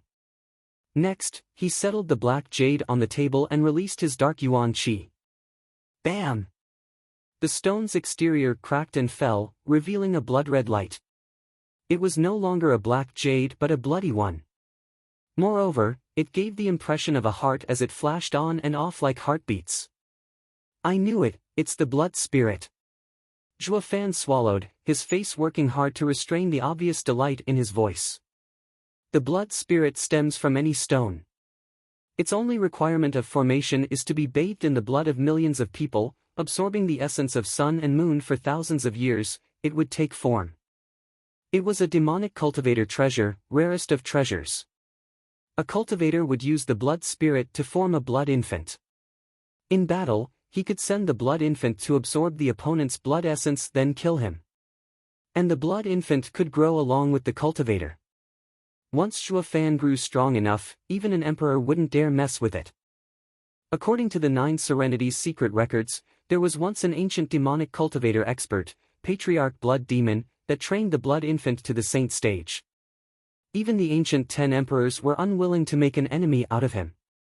Patriarch Blood Demon felt invincible and went to challenge 9 Serenities Emperor for the title of the strongest demonic cultivator. It was a drawn-out battle, with the 9 Serenities Emperor heavily wounded at the end, barely overcoming the Patriarch Blood Demon by half a move. However, the 9 Serenities Emperor obtained Patriarch Blood Demon's secret method to raise the blood infant, improved it, and added it to the demon transformation art. The 9 Serenities Emperor wanted to train the blood infant too, but never got the chance. Never did he. Zhuo Fan, the demonic emperor, think he'd have such a stroke of luck after rebirthing to train the blood infant. If he had it in his past life, a saint would have been nothing. That thought made him eager to slash his wrist and pour his blood onto the blood jade. Chapter 14, Refining the Blood Infant. Chapter 14, Refining the Blood Infant. Plop, plop. Just like how an infant breathed, each drop of blood landed on the stone and disappeared the next instant. The stone started to throb and the sensation only grew stronger with each drop of blood. Juefan smiled viciously and pushed out more blood for the jade. If he wanted to refine the blood infant, he needed to bathe it in his blood until the blood spirit synchronized both their breathing and heartbeat. The seconds trickled by as Juefan's blood thinned, but the blood spirit was never sated, devouring everything he gave. Juefan licked his dried lips, growing paler as his mind was clouded. He knew the loss of blood was too great, but he'd come too far now. There was only one chance to refine the blood infant. If he stopped, it'd be like throwing a child away. It would think Juefan abandoned it and would never approve of him ever again. This was why there was no going back once Juefan started the process. After an hour, Juefan felt the world spinning. If he dared keep this up, it would endanger his life. If his life came at an end, the blood spirit would lose its meaning. Just as he was considering abandoning the process, an indescribable feeling arose in his heart. Juefan was stunned, then overjoyed. His mind and the blood spirit were now connected. He held onto the bloodstone and activated the demon transformation art. Black Yuan Qi enveloped the stone and strands of blood left it to enter Juefan. Finally, the bloodstone shattered with a loud sound and a red glow shot for his body. Juefan checked in glee and saw the red palm-sized infant resting in his dantian. Sensing his eyes, the infant opened his eyes then went to sleep. This is the blood infant. After a moment of stupefaction, he jumped in joy. He never thought it would be so easy to refine the blood infant. Even though he succeeded, he lost too much blood. When he stood up, his legs went soft and hit the ground. But even that couldn't wipe the grin off his face. Now that I have the blood infant, the next step is to settle on a martial art to learn. Blood Palm, a mid-mortal ranked martial art. The palm would rain havoc to one's blood and reverse its flow. Thanks to also having the blood infant, it was now savage enough to even damage one's blood essence. Despite a mere mid-mortal ranked, its power was as strong as a high-mortal ranked martial art. It might even surpass it. 10 days later. The door opened with a creak and Juefan came out grinning. Captain Pang rose to his feet and rubbed his eyes. Why did you take so long? Kai Manor already sent someone over. Seeing the dead tired old Pang, Juefan smiled, Old Pang, thank you for your hard work. What hard work between brothers? But we cannot let young miss and young master wait for too long. You're not curious what I've been doing the past 10 days? That is your business. You'll tell me when you want to. Captain Pang waved indifferently, pulling Juefan with haste towards Kai Manor. Juefan was touched seeing this rough man. Despite not knowing each other for long, old Pang had complete trust in him. This never happened for all his life as demonic emperor. They arrived an hour later before a majestic gate with a sign inscribed in golden letters, Kai Manor. Just when they were about to enter, the guards stopped them. Stop! Who are you to dare enter Kai Manor? Captain Pang clasped his hand, ha, I am Luo clan's captain of the guard, Pang Yu, and this is Luo clan's steward, Juefan. My young miss and young master are guests in your home. Juefan was taken aback. Since when did he become the Luo clan steward? Pang Yu knew what he was thinking and whispered, 8 days ago, Kai clan's men came to say you are Luo clan's steward. Young miss must have done it. Congratulations, brother Jue, he. Shaking his head out of helplessness, Juefan let out a bitter smile. He didn't want to be some steward, but to entrust the safety of the siblings to the Kai clan and free himself of the heart demon. How could the grand demonic emperor be a puny clan steward? But just as how he looked down on the Luo clan, so did the guards of the Kai Manor. The two guards shot a glance filled with contempt. Humph, another two showed up to cheat their way to a free meal. Hey, what did you say? Captain Pang was pissed and wanted to argue, but Zhuo Fan stopped him. They walked inside. Captain Pang didn't understand. Why did you stop me? Zhuo Fan only had a grave expression. These two servers' attitude was a reflection of their lords. Nothing good would come out of talking to them. The two needed to find Luo Yunchang and understand what was happening. The Kai Manor might not be such a good place to place his trust in. After some inquiry, they arrived at the siblings' dwelling. Seeing the wretched place they lived in, even lower than the tavern rooms, Captain Pang cursed, "Why is the Kai clan treating young miss and young master like this? They are even less than guests. Not just that, they don't even consider them humans." Zhuo Fan felt anger seething inside. If not because of the siblings' injustice, then because of wasting his time and energy. "Let's go in." Zhuo Fan rushed next to Captain Pang, who was in a hurry to open the door. Inside, they saw Luo Yunhai sitting on the bed crestfallen, without his usual enthusiasm. The place was crude, with just a broken chair and a broken table. Captain Pang's eyes teared up. "Young master, don't be sad. Kid, where's your sister?" Zhuo Fan was blunt, with no sympathy. It seemed Zhuo Fan's beating casted a shadow on his heart. The lifeless Luo Yunhai shivered and woke up.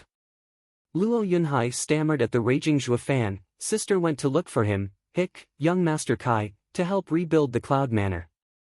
Asking for help in this situation is asking for humiliation. Let's go look for your sister." Zhuo Fan dragged Luo Yunhai off the bed, his attitude worse than ever.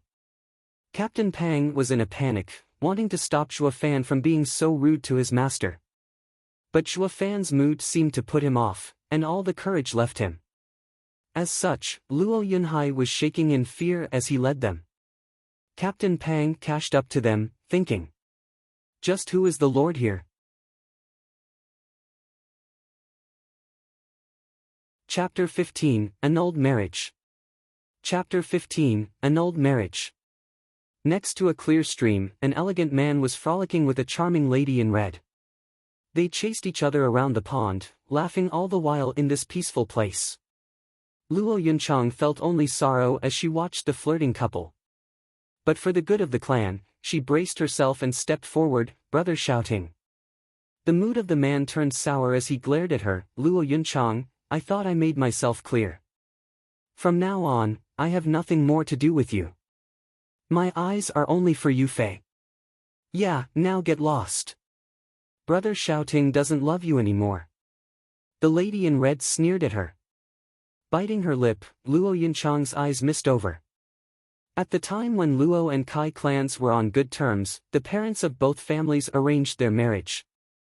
She and Kai shouting grew up together and swore their love for each other, to never abandon the other.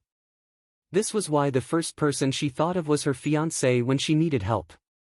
Yet reality was cruel. Ever since they came here, she and her brother kept suffering while Kai shouting had the arrogant and insufferable Sun clan's young miss, Sun Yufei, next to him. She knew all hope of marrying into the Kai clan was lost. But for the sake of rebuilding her clan, she hoped to stir clan head Kai's amiable emotions the two clans had in the past and lend a helping hand. Yet clan head Kai Rong was cold and unfeeling to their plight, not moving an inch. The siblings stayed here for 10 days, all in hope of gaining some assistance. But since Kai Rong ignored her, she could only turn to Kai shouting. "Brother shouting, I don't ask for you to go through with the engagement, and only hope you can persuade your father, for old time's sake, and help the Luo clan. It has nothing to do with me. Talk with Dad." Kai shouting waved his sleeve coldly. Luo Yunchang kneeled with tears streaming down her cheeks. "Brother shouting, if you don't agree, I will kneel here until I die." Taking a long look at her, Kai shouting frowned and was plagued by hesitation. But then Sun Yufei jumped between them and slapped Luo Yunchang. The blow threw her back and blood trickled from her mouth. "Humph, bitch, Kai shouting is mine. Stay away from him." Sun Yufei's phoenix eyes glared and raved. She turned to Kai Xiaoting and said harshly, "You stay away from her too. If I find there's still something left between you, I will leave you."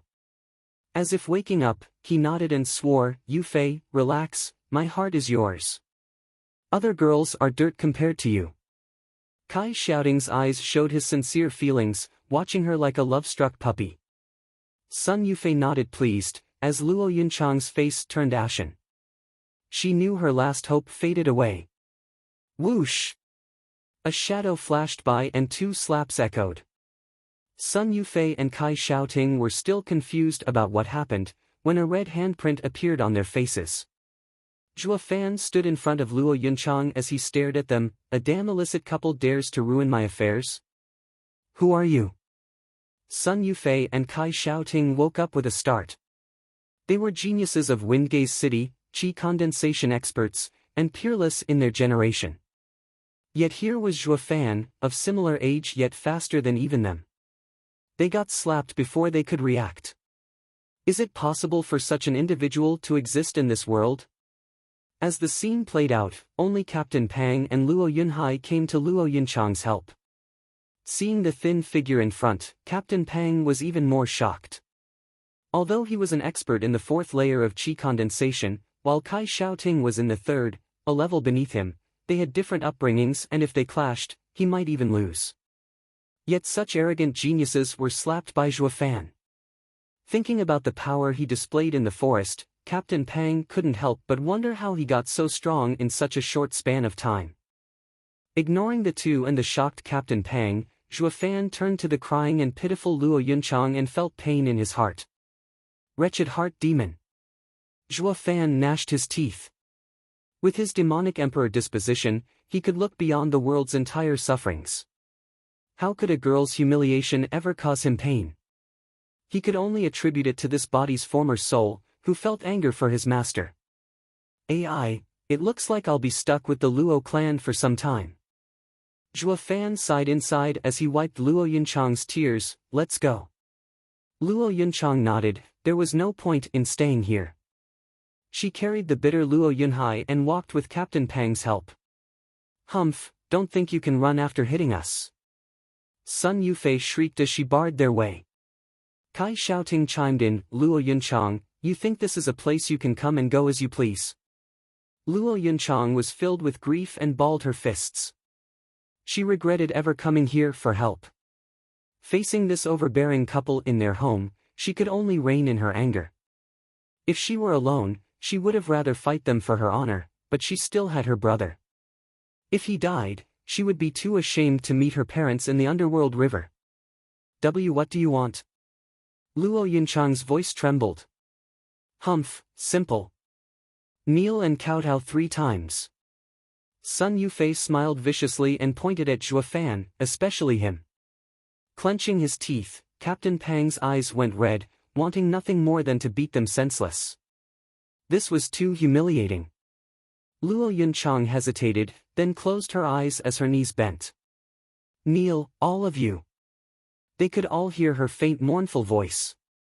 Sun Yufei stuck out her chin with arrogance and smiled with pride. Bam! Before they kneeled, Sun Yufei and Kai Xiaoting took the initiative to kneel first with a cry. Rather saying they kneeled, it was better to say their knees were forcibly smacked onto the pavement. Chapter 16, Tomorrow, You'll Be Beneath Me. Chapter 16, Tomorrow, You'll Be Beneath Me. Cracks spread like spiderwebs on the pavement. If they weren't qi condensation experts, their knees would be crushed, unable to walk again. The two grimaced as they looked up to see Zhuo Fan standing before them. "You again." The couple knew Zhuo Fan was the only one among the group who had the power to attack them out of the blue. "Even if you beg on your knees now, I won't ever let you go." Sun Yufei glared scornfully at Zhuo Fan, howling with rage. "Paw, paw." 2 hits echoed and Zhuo Fan kicked them without hesitation. "You want me to kneel? You think too highly of yourselves." Sun Yufei and Kai Xiaoting were dumbfounded, even forgetting the pain from the kick. Slapping them to help Luo Yunchang out of a predicament was something they could understand. To make amends, they were ordered to kneel. Yet, the steward still had the guts to strike them. Was he not afraid they would never be allowed to leave Kai Manor alive? Captain Pang was enraged by the two's act, but he looked at it from a different perspective and felt it was better to endure, or the Luo clan would be perishing here. Luo Yunchang smiled dejectedly. Others didn't understand Zhuo Fan, while she gained first-hand knowledge of his violent character in the forest. He never once acted like a servant. He just did whatever he wanted. She just could not cope with the fact their Luo clan had such a servant. Yet, Luo Yunhai's attitude changed completely. He now looked at Zhuo Fan with worship and adoration. This damnable slave's nerve that always bullied him wasn't limited to picking on his masters, but even on others. He just didn't know fear. In that instant, the image of the damnable slave turned into an almighty hero coming to rescue the Luo clan. Who dares to act impertinently in the Kai clan's domain? A man's rebuke echoed as he appeared before them. Luo Yunchang's face dropped. She pulled her brother so close that even he could feel her anxiety. Kai Xiaoting was overjoyed. "Dad, you're here. He is looking for trouble with our Kai clan." Knowing clan head Kai Rong came, Zhuo Fan eyed him more carefully. Kai Rong looked to be in his 50s, tall and sturdy, and a powerful aura emanating from him. 8th layer of bone tempering. Smiled Zhuo Fan. Kai Rong's eyebrows jumped as shock flashed over his face. He never thought possible for a youth to see through his cultivation.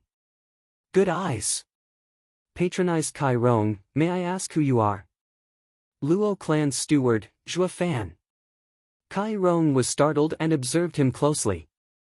He heard from Luo Yunchang that Luo clan had a new steward, since the old one turned traitor, but he didn't think it'd be one as young as Zhuo Fan. And he also gave off a strange energy. If it were any other time, a fox like him would never mess with an unknown variable like Zhuo Fan. Such a pity there was now a power in this city he could offend even less. "Uncle Kai, you must bring justice to us victims." Sun Yufei revealed the red print on her face while glaring at Zhuo Fan. Kai Rong understood the situation in an instant. He placated her. "Don't worry, Uncle Kai is here now." He then turned solemn as he looked at Luo Yunchang. "Yunchang, I took you, siblings, out of kindness. It is fine if you do not reciprocate, but why look for trouble?" Luo Yunchang shuddered, lost for words. Zhuo Fan stepped forward with a smile. "You even bully a lady at your age, clan head Kai. I needn't say anything more. Moreover, stop preaching kindness. No need to mince words, you did it out of benefit, or you wouldn't have annulled the marriage. Alright, since you want us to be hostile, I won't be lenient." Kai Rong's face changed. "Today, I will have to settle this for you, Fei. You need only handle my palm attack. I won't take advantage of you and only use 2/10. Let life and death be decided like this." 2/10. As his pupils shrunk, Captain Pang shouted, "Coming from you, it's even stronger than a 9th layer chi condensation expert's all-out attack. You clearly want us dead.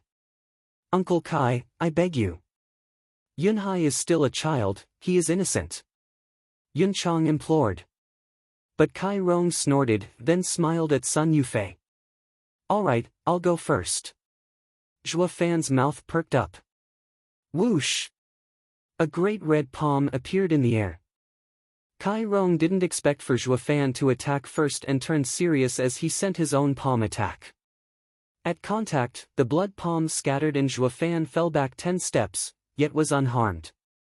A 2nd layer chi condensation can withstand 2/10 of my power. Kai Rong's heart was in shock, but your survival all came down to luck. Ha ha ha, the only reason I'm still alive is because I don't believe in luck. And he pointed at Kai Rong's hand with a grin, "But power." Kai Rong's eyes squinted. His hand was bleeding from the previous exchange. How could this be? He is just a 2nd layer chi condensation cultivator while I am an 8th layer bone tempering cultivator. That's a whole stage difference. Furthermore, followed Zhuo Fan, you really think that was 2/10? That wasn't even a 10th. Kai Rong began to recall what transpired. Despite the abruptness of it all, He indeed wanted to release 2/10, but when he released the palm, his blood fell in disorder and the result was obvious to all. Also, take a look at your son. Zhuo Fan pointed at Kai shouting. Kai Rong saw his son spat a mouthful of blood. Dad, what's happening? Kai shouting panicked. He wasn't wounded yet, he puked blood. Zhuo Fan, what the hell did you do? Kai Rong roared. Zhuo Fan replied with a sneer, I only wanted to tell clan head Kai I can take your son's life anytime. Please take it into consideration. As Kai Rong was hesitating, Zhuo Fan pointed again, eliciting another mouth of blood from Kai shouting. Alright, I believe you. Kai Rong wiped his brow of sweat as he spoke in a shaky voice. He didn't know what trick he pulled on his son, but Zhuo Fan was prepared for his intervention. He was now regretting. If he knew the Luo clan had such a shrewd and decisive steward, he wouldn't have taken things this far. Then, I will bid you farewell here. Clan head Kai. Zhuo Fan sneered as he cupped his hands, then pulled Luo Yunchang and walked away. Zhuo Fan laughed all the while, today you love to bully me, tomorrow you'll be beneath me. Uncle Kai, are you letting him go? Sun Yufei said with resentment. Sighing helplessly, Kai Rong muttered as he watched Zhuo Fan leave, instead of offering shelter, I invited an enemy. Shaking his head, he helped Kai shouting walk inside. After a few steps, his eyes flashed as he turned to Sun Yufei. Yufei, we need to end Zhuo Fan as soon as possible. He will endanger your Sun clan. Humph. You don't dare to attack him because of your son. My Sun clan isn't afraid. I will let him have a taste of what it means to offend the 7 noble houses. Sun Yufei spoke with hatred.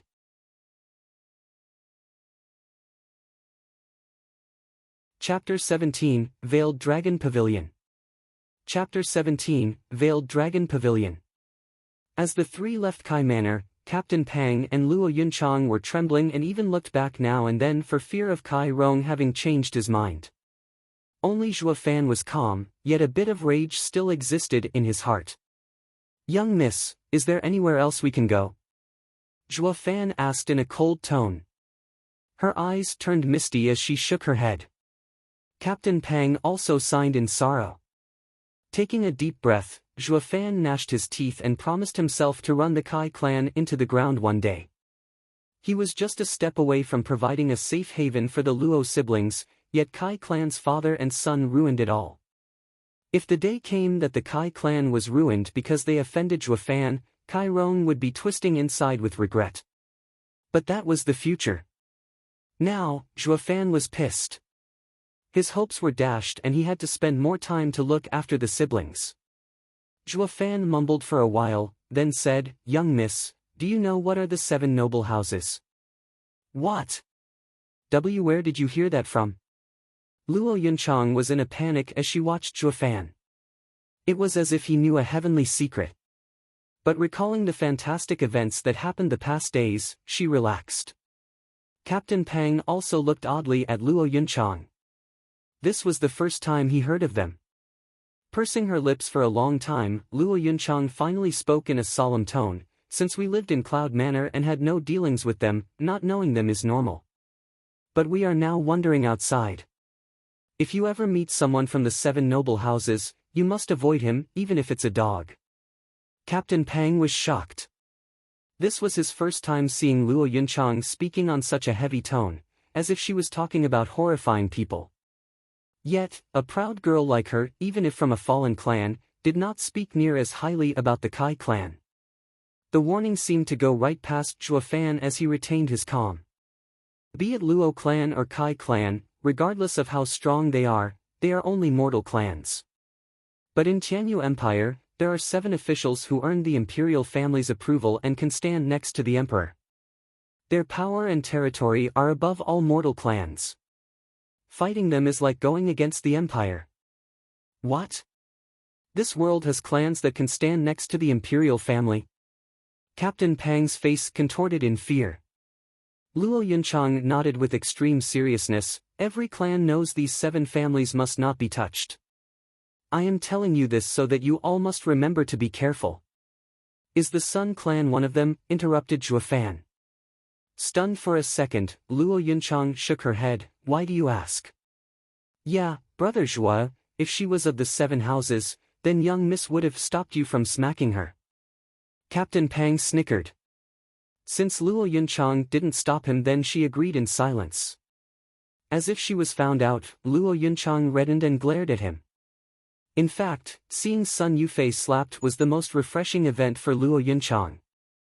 Since Captain Pang could tell how glad the girl was, how could Zhuofan not? But Zhuofan's vision was much further. Even if they had a falling out with the Sun clan, he had to understand the other's background. Then is the Sun clan part of the 7 houses? What made you come to that conclusion? Luo Yunchang was feeling nervous for some reason. Her only hope right now was that Zhuofan was joking around to scare her, but his next words were spoken with a straight face. That girl raved how she'll let us see the might of the 7 noble houses. How can this be? Did we offend 7 noble houses people? Luo Yunchang paled and her mind blanked, watching Zhuofan with empty eyes. Captain Pang was even worse, his heart froze up. At this moment, the world seemed to have vanished, making way for silence. Zhuofan, quick, we need to apologize to young Miss Sunday. Luo Yunchang pulled him to Kai Manor, but Zhuofan was stuck like a rock. If we go, we'll die. Zhuofan said coldly. Luo Yunchang froze and her eyes glazed with helplessness. Zhuofan's words were ear-piercing, but they all spoke of the harsh truth. If offending the 7 noble houses was so easily settled, no one would have regarded them with such fear. Brother Zhua, what do we do? They were all surprised to find Luo Yunhai speaking as he gazed at Zhuofan with unshakable faith. Not even Zhuofan foresaw it. A kid that everyone overlooked was now watching him with such big and innocent eyes. Wasn't I a stinkin' slave? Squinted Zhuofan. Big bro Zhua, brother and sister, are grateful for this new chance at life. You're our greatest benefactor, my dear brother. My dear brother-in-law, please save us once again. Yunhai, don't talk nonsense. Luo Yunhai glared with a red face, yet her eyes couldn't help sneaking a glance at Zhuofan. They were alive thanks to him. Despite being inferior in his eyes, Zhuofan's abilities made others have a whole new level of respect for him. This was the reason why she appointed him as the clan's steward. For the rebuilding of the clan, men like him were needed. Zhuofan saw Luo Yunhai's imploring eyes and laughed inside. This kid is a clan's son after all, haughty but also clever to see another's talent, how adorable. Moreover, helping the Luo clan was a given for him. Does Windgaze City have men from the 7 houses? Yes, the Veiled Dragon Pavilion, the #1 treasure appraising clan among the 7 houses. Its wealth knows no bounds. Then let's return to the tavern and go to Veiled Dragon Pavilion tomorrow. Zhuofan ruffled Luo Yunhai's head. What for? Luo Yunchang rushed to ask. Allies. Zhuofan's curt reply came. The others were stunned. Why would one of the 7 noble houses, the Veiled Dragon Pavilion, ally with a run-down clan? That was more of the wish of a hopeless loser.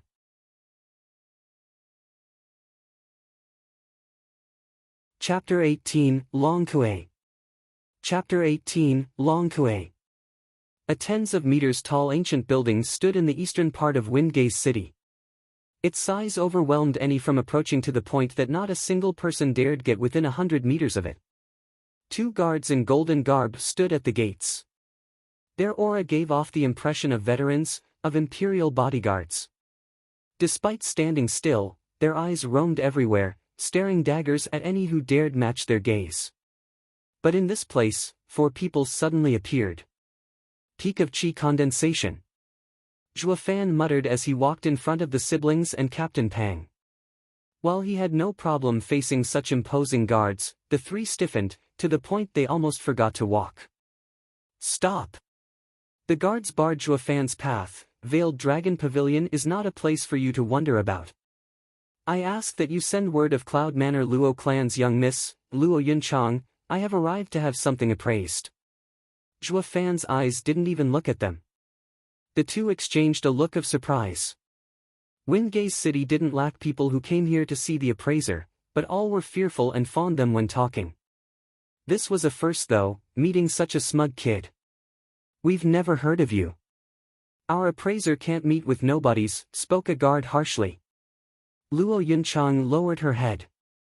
One of the 7 noble houses, Veiled Dragon Pavilion, would never pay attention to an ant-like clan. They weren't even worthy to speak with them, not to mention become allies. "Zhua Fan." Luo Yunchang pulled Zhua Fan, but before she could finish, he shook her off. "That is the appraiser's concern to see us. Try and act as the servants you are." "What did you say?" The guards were outraged, releasing their full aura. The Luo clan members felt their breathing become heavier as they retreated back. Only Zhua Fan stood in his place and roared, "Is this how the 7 noble houses treats its guests? Humph, truly renowned." "Stop." A girl in white came out to meet them. The guards bowed. "Young miss, these people are looking for trouble. I heard what you said, and it is you who are in the wrong. All who come are guests. Make sure to show respect." The girl berated them in a cold tone, then smiled at Zhua Fan. "Mister, we meet again. It's you." Zhua Fan and Captain Pang were startled. She was the one that quarreled with the stall owner. But things were different now. Zhua Fan sneered inside, "I didn't expect for young miss to be from the Veiled Dragon Pavilion. Please forgive my lack of respect."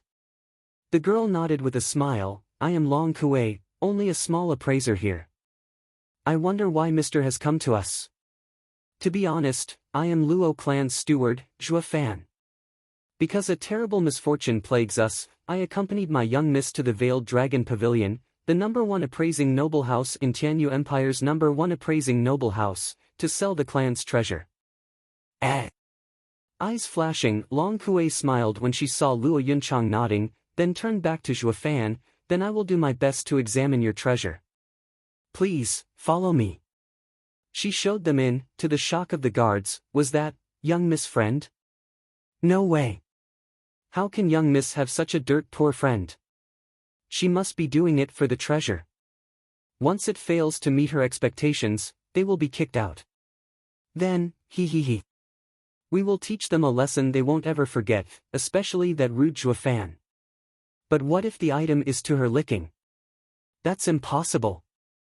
Just look at them, how can these wretched people have anything that is worth more than black jade?" "Ha ha ha." The other also jeered, rubbing his hand in eagerness to vent all his energy. On the other side, Long Kuei took them to a flourishing room and smiled once they were seated. "I wonder what treasure did you bring? Please take it out." Zhua Fan grinned. This girl thinks herself above others, but is quite shrewd as well. He was certain she knew exactly what went on at the entrance, but let the guards test them if they were worthy of her time. If they showed any sign of giving up, her current attitude would have been unyielding. Despite how cunning she was far too naive when up against the devilish Zhua Fan. Whoosh! Zhua Fan placed a scroll with countless images before her, which immediately caught her full attention. Taking it in her hands, Long Kuei took careful and long looks at the contents. Luo Yunchang and Captain Pang were in a bit of a shock. This drawing was something Zhua Fan made last night. When they saw it, they only had one thought. What is this thing? Yet from the looks of Long Kuei's expression, it must be worth a fortune. Mr. Zhua Fan, how much do you want? Long Kuei placed the scroll back and watched Zhua Fan with a hardened gaze. Young Miss Long is an appraiser and saw your skill in the market. Please be the first to state a price. Zhua Fan chuckled. Biting her lip, Long Kuei noticed from his eyes that this man was also knowledgeable. She couldn't swindle him. How does 20,000 spirit stones sound? What, 20,000? Luo Yunchang stood up in shock. If you take Cloud Manor's wealth when it was at its peak, you'd get 50,000. Yet Zhua Fan messed around with a brush and came up with 20. Captain Pang was dumbstruck. Long Kuei couldn't restrain her disdain for the two. Humph, I am a madam while you are a pack of stray cats. But when she saw the silent yet smiling Zhuofan, she turned serious. The true expert is this steward.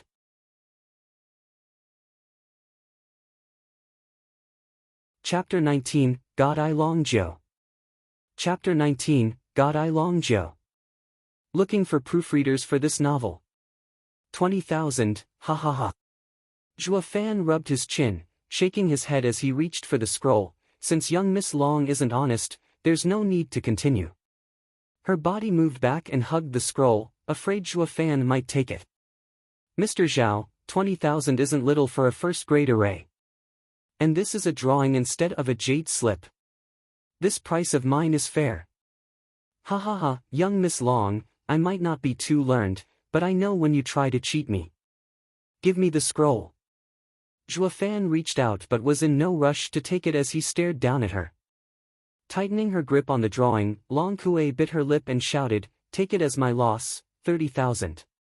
Young Miss Long, still is not honest enough." Zhuofan shook his head in disappointment and leaned over to grab for the scroll. Long Kue curled backward, wanting to dodge Zhuofan's evil clutches. This drawing was indeed a first-grade array, and this wasn't the first time she saw one. Her original price was quite fair and began with 20,000 because she knew she couldn't swindle the knowledgeable Zhuofan. But even so, with how many arrays were out there, she didn't know them all. The number one appraising noble house in the empire had many arrays in storage, yet this was a rare chance for her to encounter one that was unlike any she saw before. As such, even if she would lose out, she would do all she could to have this array. A pity that the relentless Zhuofan stood in her way, unwilling to back down even half a step. As such, she turned to the ignored young miss of the Luo clan. "Young Miss Luo, this drawing is 30,000 at most. Only the Veiled Dragon Pavilion has the wealth to buy such a drawing in the entire empire. You won't gain a better price elsewhere." She hesitated and glanced at Zhuofan. Long Kue knew she had an escape and pushed her advantage to entice her. "Young Miss Luo, you and the Veiled Dragon Pavilion are making a great transaction and will become our honored guest. Our doors will forever be open to you." Honored guest? Luo Yunchang mumbled, "Isn't this gaining a supporter?" Her heart was overtaken with joy and turned to Zhuofan. "What if?" "Not a word." Zhuofan roared and glared at her. This foolish woman was swayed in seconds. How could the Veiled Dragon Pavilion stick their heads out for some bullshit guests? To get the best of their power, to have their protection, they could only attain it through a trade of equals. "Young Miss Long, I am Luo clan's steward, in charge of all matters concerning it. Please return the drawing." Zhuofan's smile was replaced by a cold stare. Luo Yunchang looked in a daze, first at him then at Luo Yunchang. Though his words rang true, since when did a steward's power superseded his lord's? How was he the steward? By the look of things, the lady of Luo clan is unable to keep the steward in check. Sighing, Long Kue was very reluctant in giving the scroll back, evident by her slow movement. "Such a pity, Mr. Zhuofan. Your request is too high and I can't fulfill it. But I am willing to guarantee on our Veiled Dragon Pavilion's fame, that this first-grade array won't go beyond 30,000. With the scroll in hand, Zhuofan rose from his seat and leaned closer to Long Kue, leaving her flabbergasted. Before she could say anything, he said, "Sorry, it seems I thought too highly of the young miss. You truly don't understand. Does this place have any other appraiser?" What? I do not understand." Long Kue's cheeks were tinted red as her heart swelled with anger. No item that passed her hands hadn't received a correct assessment. The fact she could point out the fake black jade, yet unable to explain why, was her talent. It was because of this that she rose to a top-rated appraiser. In short, she was an expert. Yet, here came Zhuofan mocking her talent, refuting her skill in appraising. It was worse than any physical attack, an insult to her dignity. "Mr. Zhuofan, your eyes are not wrong, but it is best not to overreach." Long Kue showed a smile that went beyond just anger. All of them could hear the gnashing of her teeth. Yet Zhuo only smiled. "Is there any other appraiser here?" Long Kue glared. "Fine, just wait here." And she left. Luo Yunchang was worried about the anger Long Kuei showed. Did we offend the Veiled Dragon Pavilion? Zhuo Fan shook his head with an unusual smile. Moments later, Long Kuei appeared again with steady steps. But this time, an old man was at her side. God I Long Zhou. Luo Yunchang shouted in shock and turned to Zhuo Fan. He is the supervisor of the Veiled Dragon Pavilion in Windgaze City, the head appraiser, God I Long Zhou. Ah, it's Luo clan's young miss. Even from 100 steps, Long Zhou's voice resounded clearly in their ears. I've met your father 20 years ago. He was full of metal then. I didn't expect for your clan to sell their treasure. Zhuo Fan's heart shivered as his brows knitted. This man's power was a cut above Kai Rong's, to the point not even Zhuo Fan could see through him. It wasn't that his eyesight were poor, or the fact the old man hid his power. The difference between them was just too deep. I see. So Veiled Dragon Pavilion has such an expert, thought Zhuo Fan. Soon, Long Zhou was supported by Long Kuei and arrived before them. Luo Yunchang bowed, Grandpa Zhou. The others were quick to follow, yet Zhuo Fan just stood there. Long Zhou sized him up with his only hazy eye. Are you Luo clan's steward? Yes. All right. Anyone's better than that old Sunday. Long Zhou shot a meaningful glance at them, then sat down. I heard you doubt little Kuei's skill. Yes. Zhuo Fan didn't mince words, eliciting a snort from her and a roll of the eye. Ha ha ha, little Kuei might be new in this line of business, but her eyes are true. She must be more or less right with her assessment. But since you doubt her, this blind old man will take a look. Please. Zhuo Fan offered the scroll.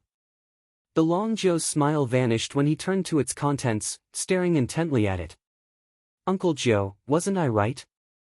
Long Kuei grinned and shouted, first grade array, 30,000 spirit stones. Long Zhou kept staring at the drawing and only after a while did he spoke with a solemn face. I never thought the Luo clan would hide such a thing. Kid, what do you think of 8 million spirit stones? What? They all went slack-jawed, Long Kuei in particular. Never had she dreamed of the day the supervisor of Veiled Dragon Pavilion, Long Zhou, would utter such an astronomical number.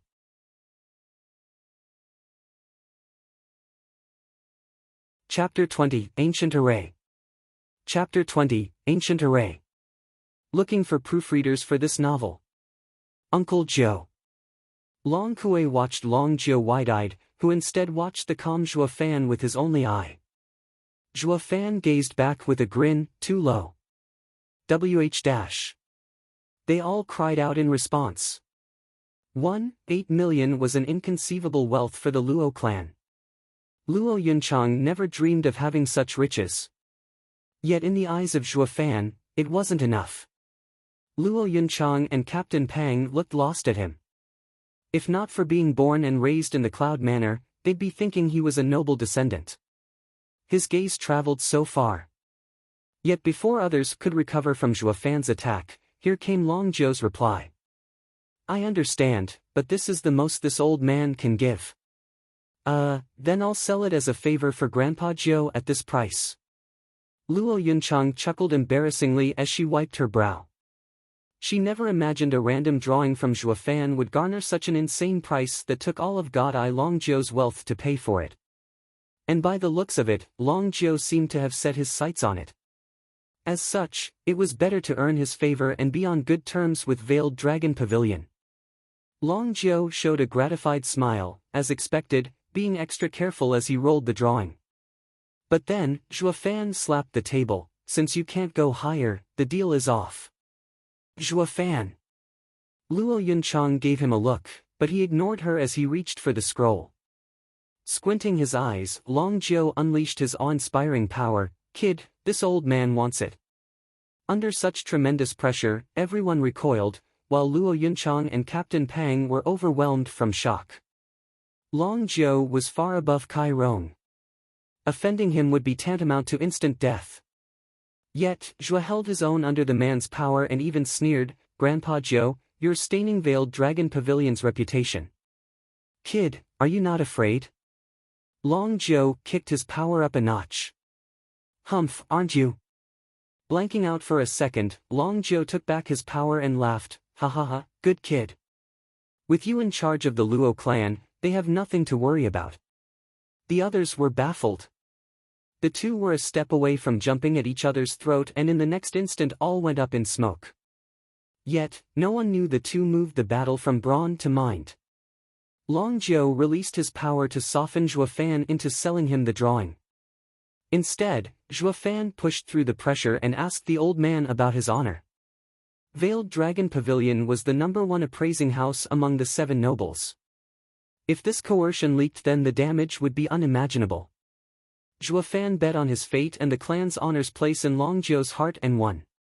With a deep look directed at Zhuo Fan, Long Zhou took the direct approach. Kid, I know you didn't come just to sell this drawing. What are your terms? Grinning, Zhuo Fan pushed the drawing before Long Zhou. 10 million is a fair offer. Let's start by having you pay us 1 million and the rest slowly. That's... Long Zhou eyed the scroll, then nodded after a while. All right. Until the debt is paid, the Veiled Dragon Pavilion shall owe Luo clan. Long Zhou took the scroll and left. Yet once he was gone, his voice lingered. Little Kuei, give them 1 million spirit stones and walk them out. Yes. Long Kuei was overwhelmed with different thoughts, as she had never seen Long Zhou with such a sour expression. Turning back to Zhuo Fan, it was the first time she saw him sporting such a content smile. Next, she handed 1 million spirit stones and saw them out. At the gate, the 2 guards were eager for them to show up and teach them a thing or two, but Long Kuei's respectful attitude threw a wrench in their plans. And when they heard the deal they made included 1 million spirit stones, they were stunned. Never had they imagined a remote place like this could come with such an important deal. It became one of the top 3 deals in Veiled Dragon Pavilion's history. Damn, thank God we didn't do anything or disaster might have struck. A guard watched the 4 leave and wiped the sweat off his brow. The other just bobbed his head. Veiled Dragon Pavilion treated a rich clan with respect. If any of their men dared to offend the clan, the noble house would exact punishment. In the case of a clan with 1 million spirit stones, the guards' complete lack of courtesy would even end with their deaths. Thinking about it, they began to sweat buckets. On the other hand, Long Kuei returned to Long Zhou, who was now looking at every detail of the first-grade array. Uncle Zhou, isn't it just a first-grade array? How is this worth 10 million? I never even seen an item worth that much. Long Kuei asked the moment she went through the door. Sighing, Long Zhou gestured to her next to him. Little Kuei, look closer, this might be the only one of its kind in the empire. This is, Long Kuei's eyes flashed with shock. An ancient array. Long Zhou showed how moved he was with every word. The ancient arrays are a lost art, yet this has essentially proven their existence. It is priceless, and even 10 million is too low. What? It's that valuable? Nodding, Long Zhou revealed a childish smile, as if he got his most cherished toy. But something occurred to him that soured his mood. Little Kuei, tell Jia to find 5 experts and watch over the Luo clan. They offended the Sun clan today. Why should we help them? Long Zhou snorted, haven't you been listening? We owe them. Long Kuei began to recall. So this is what Zhuo Fan and Long Zhou were haggling over. Yet, the veteran Uncle Zhou was defeated in negotiations by a pup. Of course he was in a bad mood. Long Kuei couldn't help but let out a giggle.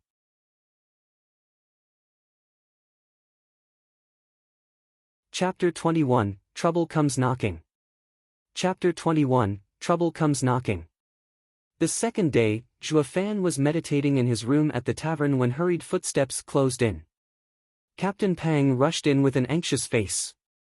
Sun Clan has us surrounded outside.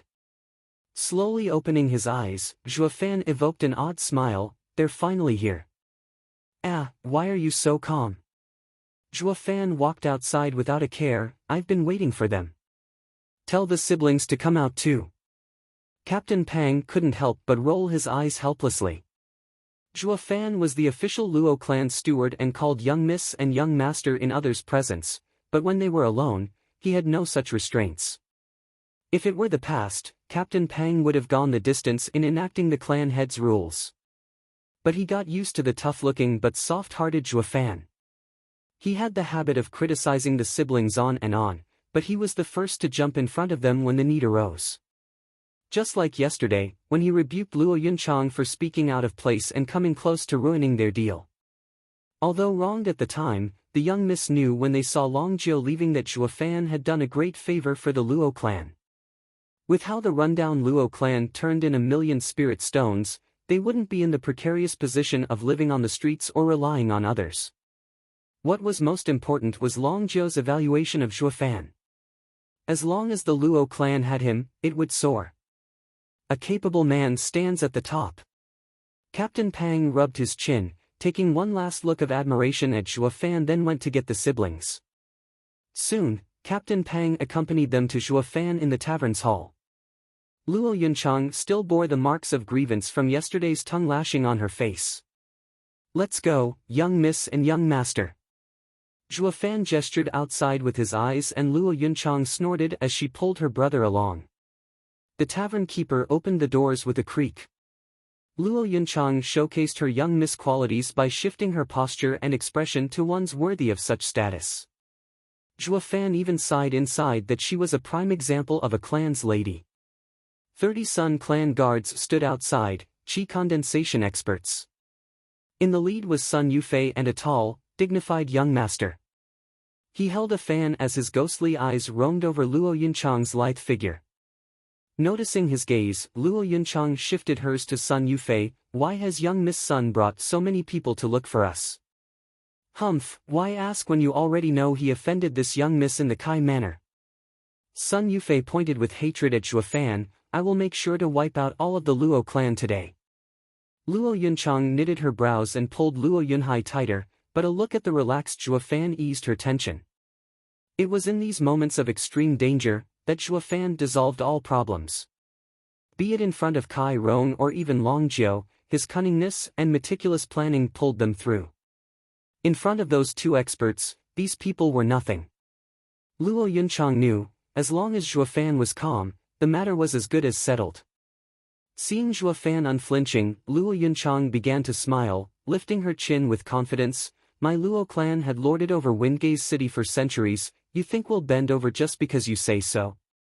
Young Miss Sun, your clan has only been here for just a few decades, please watch your tone." Luo Yunchang had finally recovered the lofty bearing she had in the time of Luo clan's prosperity. Such confidence left others speechless. The audience reduced Sun Yufei to a shrew servant while raising Luo Yunchang to a noble lady. Noticing their expressions, Sun Yufei's face was inflamed, bursting with Yuan Qi. "Luo Yunchang, I will teach you the meaning of a fallen clan." She charged for her and Captain Pang rushed to protect his young miss. But before they could meet, a fan rested between them. "Cousin," Sun Yufei watched him with bloodshot eyes. Without paying her any attention, he showed respect towards Luo Yunchang. "Young Miss Luo, please forgive my cousin's lack of manners. We have come to your home for your steward to seek justice for my cousin. It does not concern young miss. If you hand him over, I guarantee not to harm any Luo clan member." "Cousin, didn't we say we're going to destroy them?" "What?" Sun Yufei was panicking, but he covered her face with the fan. "I could also bring back the glory of old to the Luo clan." "No need, Zhuo Fan is part of the Luo clan. If you're looking to trouble him, you're dealing with the whole clan. If you have any complaints, come to me. I am in charge of the Luo clan."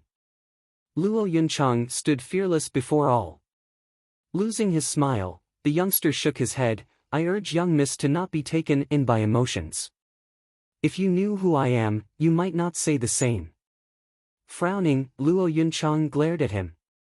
"I am Yu Quan, a disciple of Hell Valley." Luo Yunchang was shocked and took 2 steps back. "That's 7 noble houses. Ha ha ha, scared now?" Sun Yufei laughed with pride.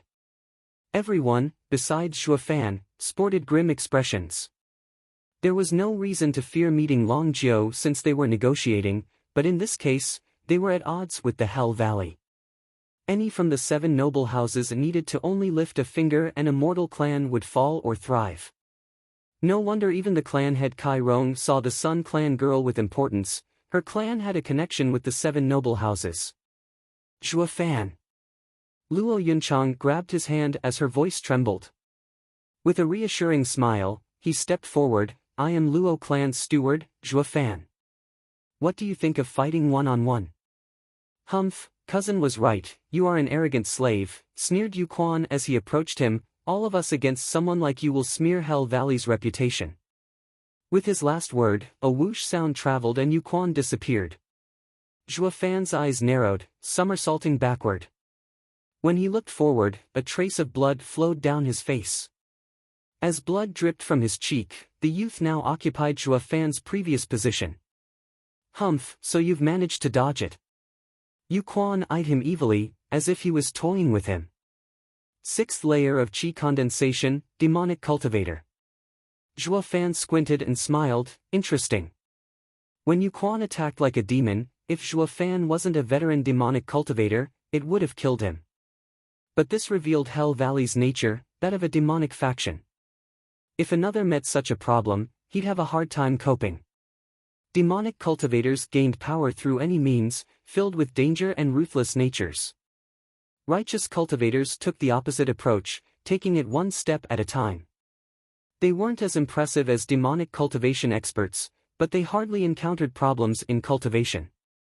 And this explained why despite only in his 6th layer, Yu Quan was far more dangerous.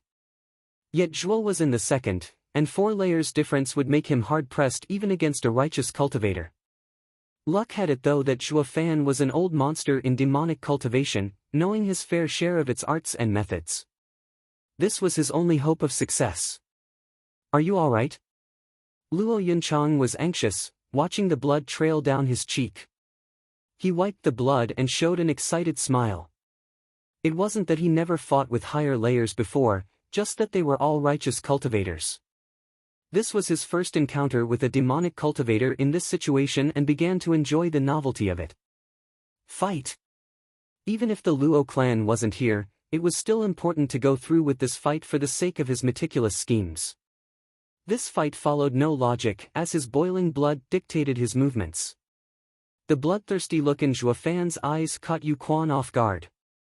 Common sense told him his first move should have robbed Zhuo Fan of his life, and even if he escaped by some miracle, he'd be scared witless. But instead of fear, Zhuo Fan showed thrill and thirst for battle. Can it be? Yu Quan thought of something but was forced to block. Bam! A blood palm exploded in his hand, pushing him back again and again. When he finally stopped, his hand was dripping blood. Cousin, be careful. Even Kai Rong suffered from this palm. Sun Yufei advised. Yu Quan frowned, his casual expression turning grave. This is going to be a pain. Never thought I'd meet someone like him. He saw Zhuo Fan sporting a grin and he sighed inside, while also raising his vigilance. If I had known, I wouldn't have caught myself in this.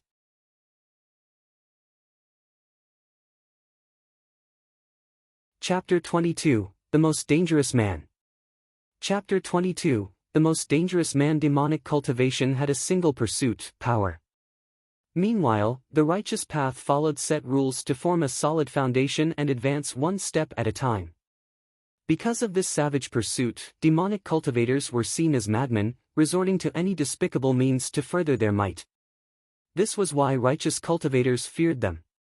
Fighting them was tantamount to fighting a madman. With this knowledge in mind, Yu Quan began to regret fighting Zhuo Fan.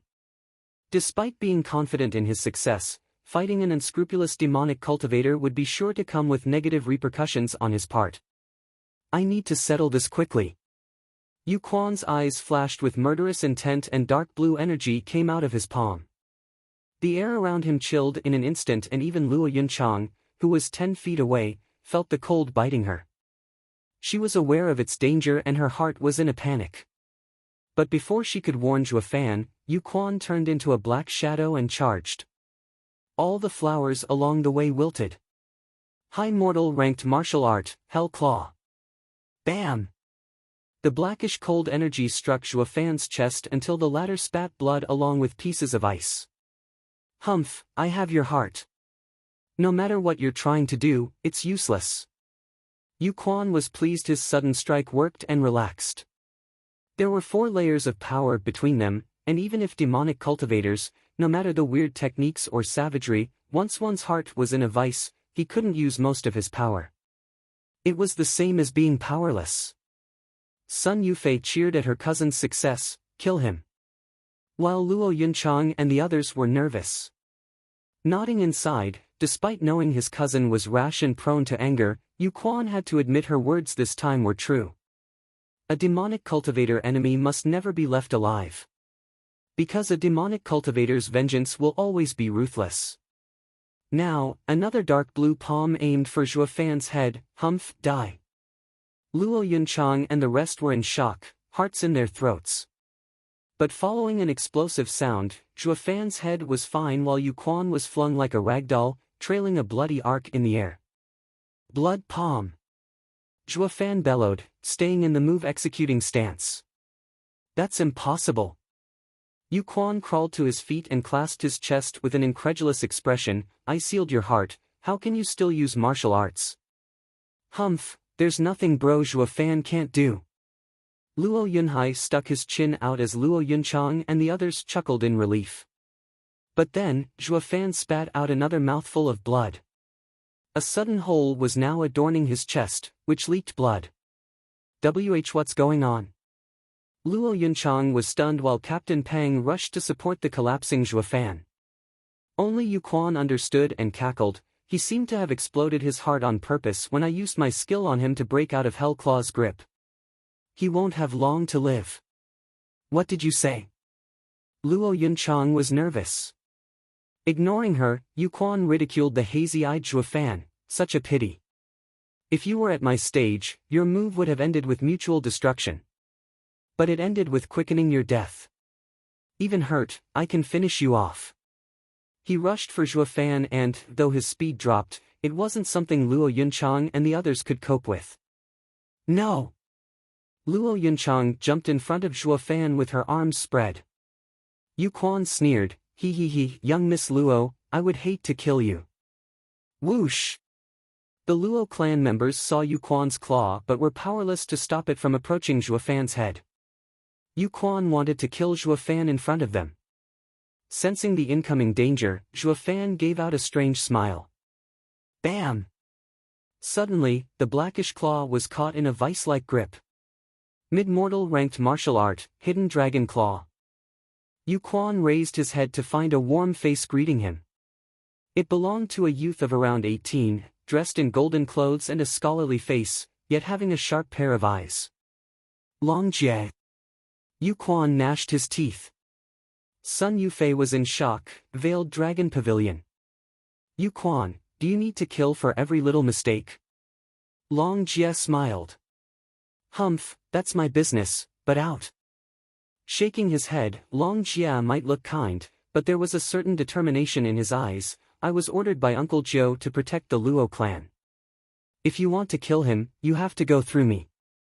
Why is the Veiled Dragon Pavilion suddenly? Sun Yufei trembled, never imagining the Luo clan could gain the help of Veiled Dragon Pavilion. The Sun clan was under the protection of Hell Valley, and even though the Luo clan only had 4 people, they had the Veiled Dragon Pavilion to back them. Based on background, the only clan that could fight the Sun clan in Windgaze City was the Luo clan. This deflated Sun Yufei's superiority. A clan under Veiled Dragon Pavilion's backing was bound to rise.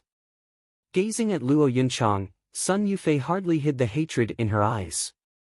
Humph, Long Jie, we have the same strength. You think you can protect them? Yu Quan looked at Zhuo Fan hanging by a thread with killing intent. With a serious face, Long Jie said with coldness, Yu Quan, don't forget your wounds. Think you can match me as you are now? Before he could retort, Long Jie said, I know what you want to say, that a demonic cultivator can show 120% of his power. But if we fight here, it will incur an open war between our houses.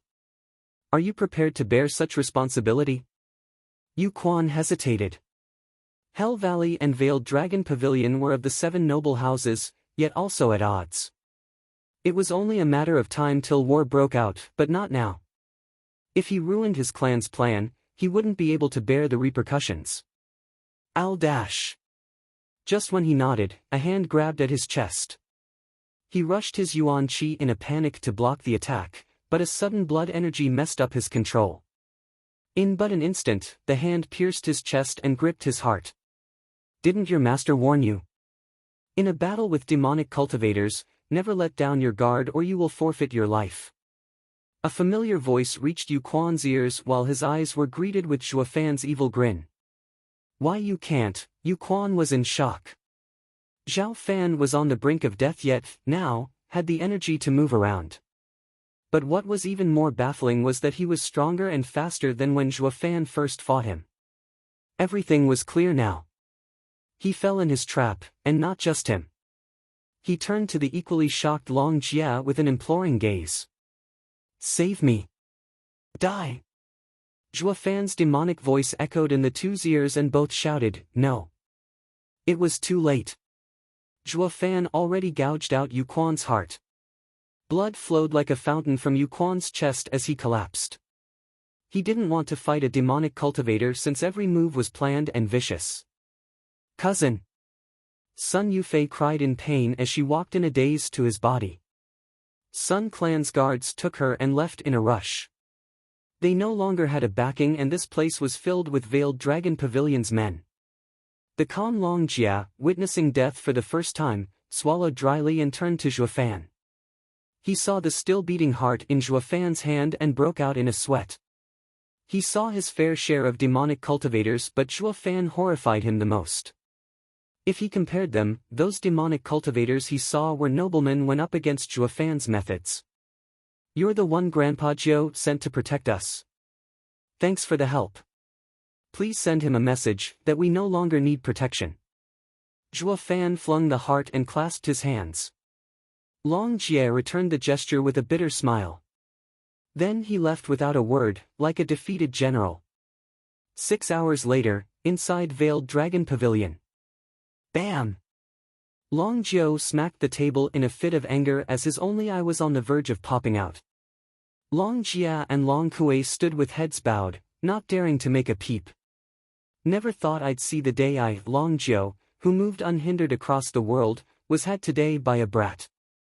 To think he would ruin all of our clan's plans. Long Kuei hesitated and asked, Uncle Jiu, I do not understand. What does Zhuo Fan's sneak attack have to do with Veiled Dragon Pavilion? Foolish child. Long Jiu cursed, Jia was there and was at odds with Yu Quan, everyone saw it. That punk killed Yu Quan right before Jia. You tell me, who will the blame will fall on? Luo clan. Long Kuei said like it was obvious. Long Jiu laughed as he shook his head. Long Jiu explained, Little Kuei, do you believe a small clan would dare to kill a disciple of the 7 noble houses? Long Kuei shook her head after thinking it over. Long Jia continued, if even you don't believe it, then Hell Valley and Sun Clan will surely refuse to. They will blame us. What? But that will mean we're the ones down on our luck. Why should we be the Luo clan's scapegoat? Humph, luck. All of this is the work of that punk. From Jia, I understand the kid was on the verge of dying when he arrived. Even if Yu Quan wanted his life, he couldn't do anything since Jia stopped him. Then he sneak attacked him with a stronger move than in the beginning.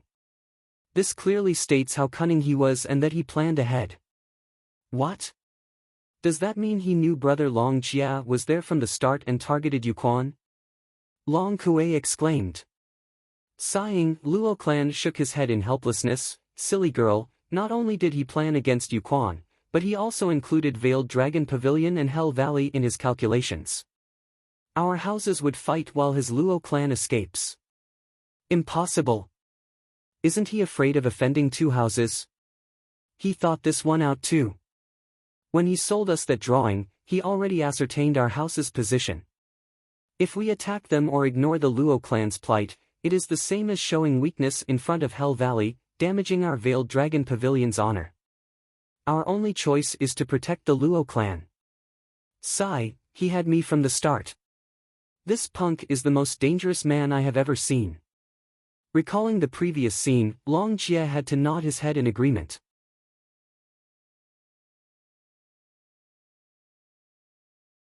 Chapter 23 Conspiracy.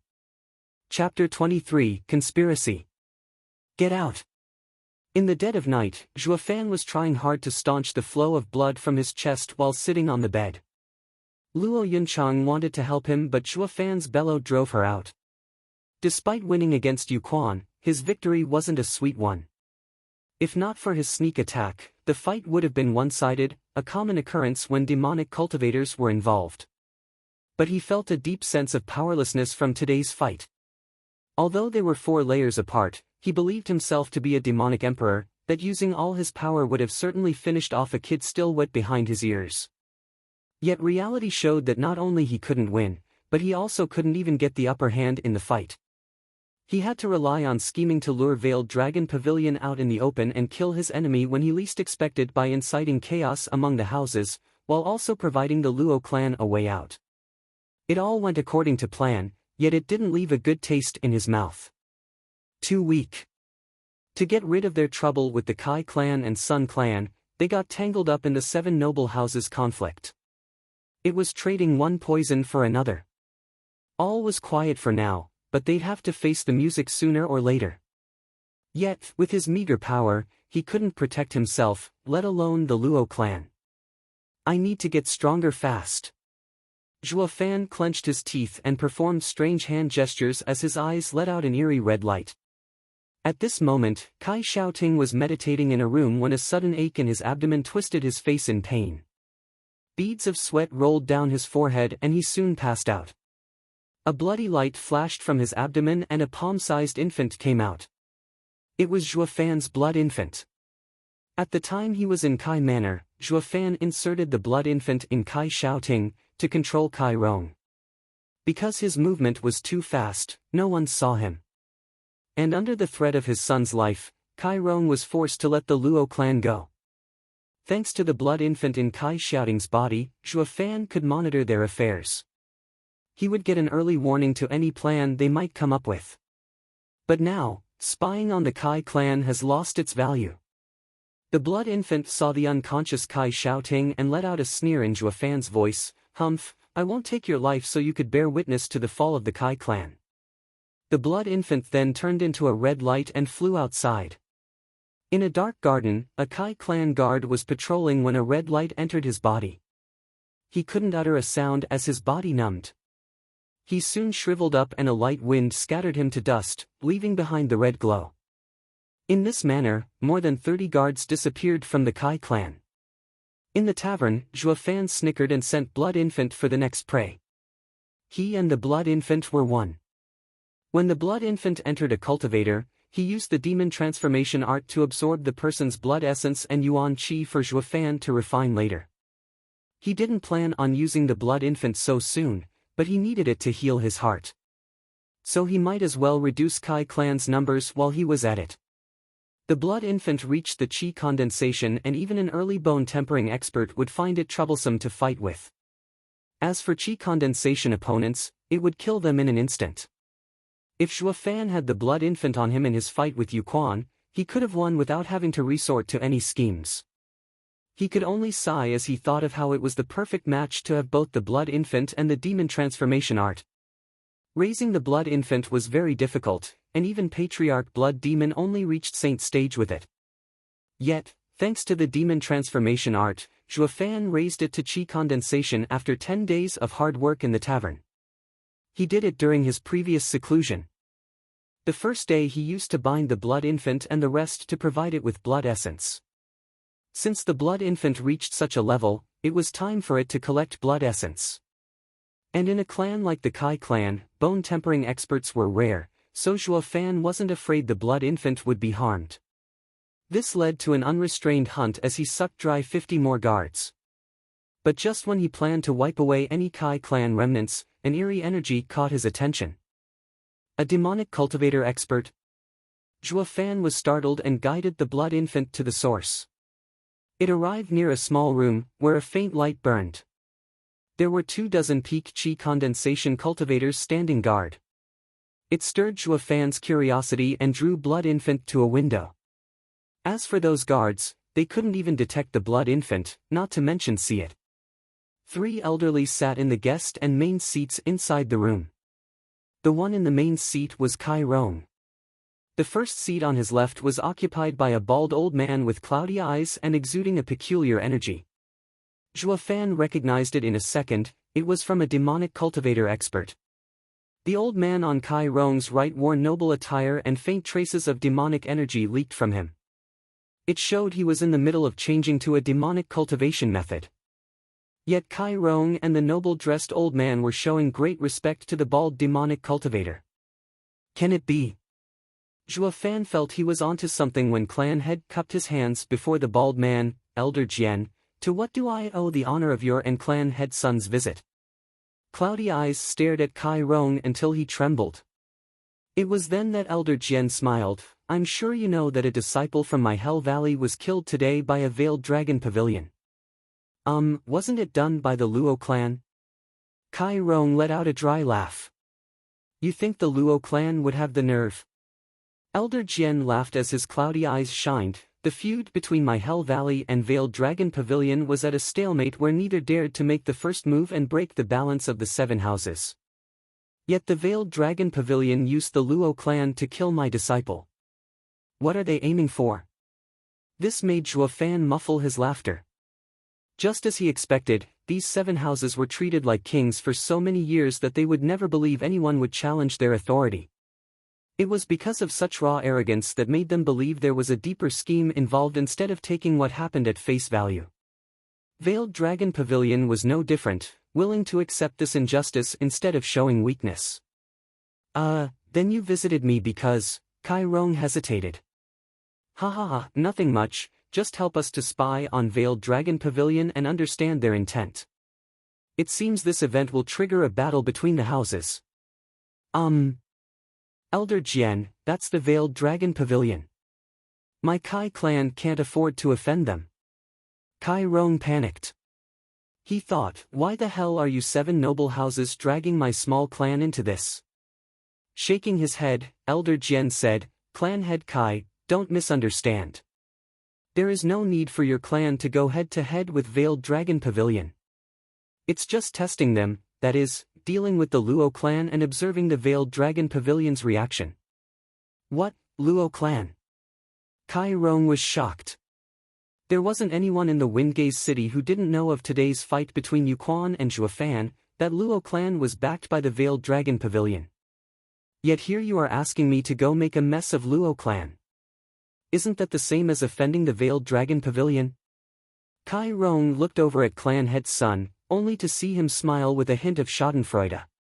Damn you! Since you're so close with Hell Valley, why don't you go mess with Luo clan? Didn't your daughter make a scene today? But now that you saw them with the Veiled Dragon Pavilion, you don't dare move an inch. Kai Rong felt his tooth itch from hatred but didn't have the courage to refuse Hell Valley. To tell the truth, I hate that punk, Zhuo Fan, the most. He came to my clan a few days ago to look for trouble. I don't know what evil trick he used, but he made my son cough blood for several days and we still haven't found a cure. If I go after him, he would use the same trick to take my son's life. PFF. Before Kai Rong even finished, Zhuo Fan could barely hold his laughter. He left the Blood Infant inside Kai shouting to teach the Kai clan a lesson, but never used it again afterward. He didn't expect the clan head would use such a lame excuse to escape this predicament. Even Elder Jian was skeptical of Kai Rong's flowery speech and his face hardened. Upon seeing this, Kai Rong rushed to present an alternative. Elder Jian, clan head's son is the best man for the job and is also close with Hell Valley. Letting him in charge of this task won't disappoint you. Hey, Kai Rong, what are you trying to pull? Clan head's son jumped to his feet. Luo clan was a headache and they didn't know how tight its relation was with the Veiled Dragon Pavilion. If he'd instigated Veiled Dragon Pavilion's involvement when he messed with the Luo clan, he'd be ruined. Despite the Sun clan and Hell Valley being related, the former was by no means one of the 7 noble houses. Getting on the Veiled Dragon Pavilion's wrong side was out of the question. It was unknown if the Hell Valley would stick its neck out for the Sun Clan. Going after Luo clan was plain suicide. Seeing the 2 clans proclaim loyalty by day and shirking off their duties at crucial times, Elder Jian snapped, "Enough, you useless fools, I don't need any of you. I will find someone else for the job. Also, Kai Rong, have you brought your spirit-ranked martial art, Wind Kick? Please inspect it, Elder Jian." Kai clan rushed to present the jade slip, yet his eyes showed reluctance. "Elder Jian, this is the only spirit-ranked martial art the ancestors have passed down in my Kai clan." "Fine, I won't take advantage of you." Snorting, Elder Jian threw him a jade slip. "This is the spirit-ranked martial art, Flaming Finger, a higher rank than yours." Kai Rong was overjoyed, expressing his thanks again and again. Zhua Fan standing outside was puzzled. Is Hell Valley muddled to exchange a mid-spirit-ranked martial art for a lower one? "Elder Jian, who did you find to deal with Luo clan, if you don't mind me asking?" Ignoring the martial art the Hell Valley bestowed on Kai Rong, clan head Sun asked. Kai Rong pricked up his ears to catch the answer. Snickering, Elder Jian's eyes flashed with disdain. "You bunch of dogs, afraid someone might replace you? Humph, relax will you, that person is from Hell Valley. Does the Hell Valley plan to step forward?" Why, Kai Rong and clan head Sun didn't mind Elder Jian's disdain and were surprised. With an odd light in his eyes, Elder Jian said, "He is a spy we have long planted in the Black Wind Mountain." Black Wind Mountain. Zhua Fan was so shocked his heart skipped a beat and his control over his energy slipped. "Who's there?" Elder Jian whipped his head and launched a palm attack. The door was blown to pieces as Blood Infant turned into a red streak of light and flew away. Only now did Elder Jian rush outside. So quick. Zhua Fan's shock wasn't small, but luck was with him as the guards were surrounding the place. He grinned and urged the Blood Infant to enter one of them. Blood boil. The guards were in shock as Zhua Fan's shout blew up the guard. With no time to dodge, all the others next to him lost their lives.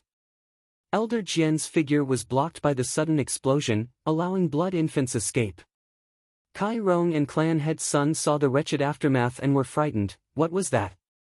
Elder Jian shook his head, yet his face turned grave. I don't know, but it must belong to a demonic cultivator.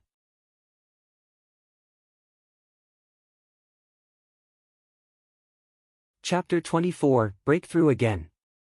Chapter 24, Breakthrough Again. Whoosh!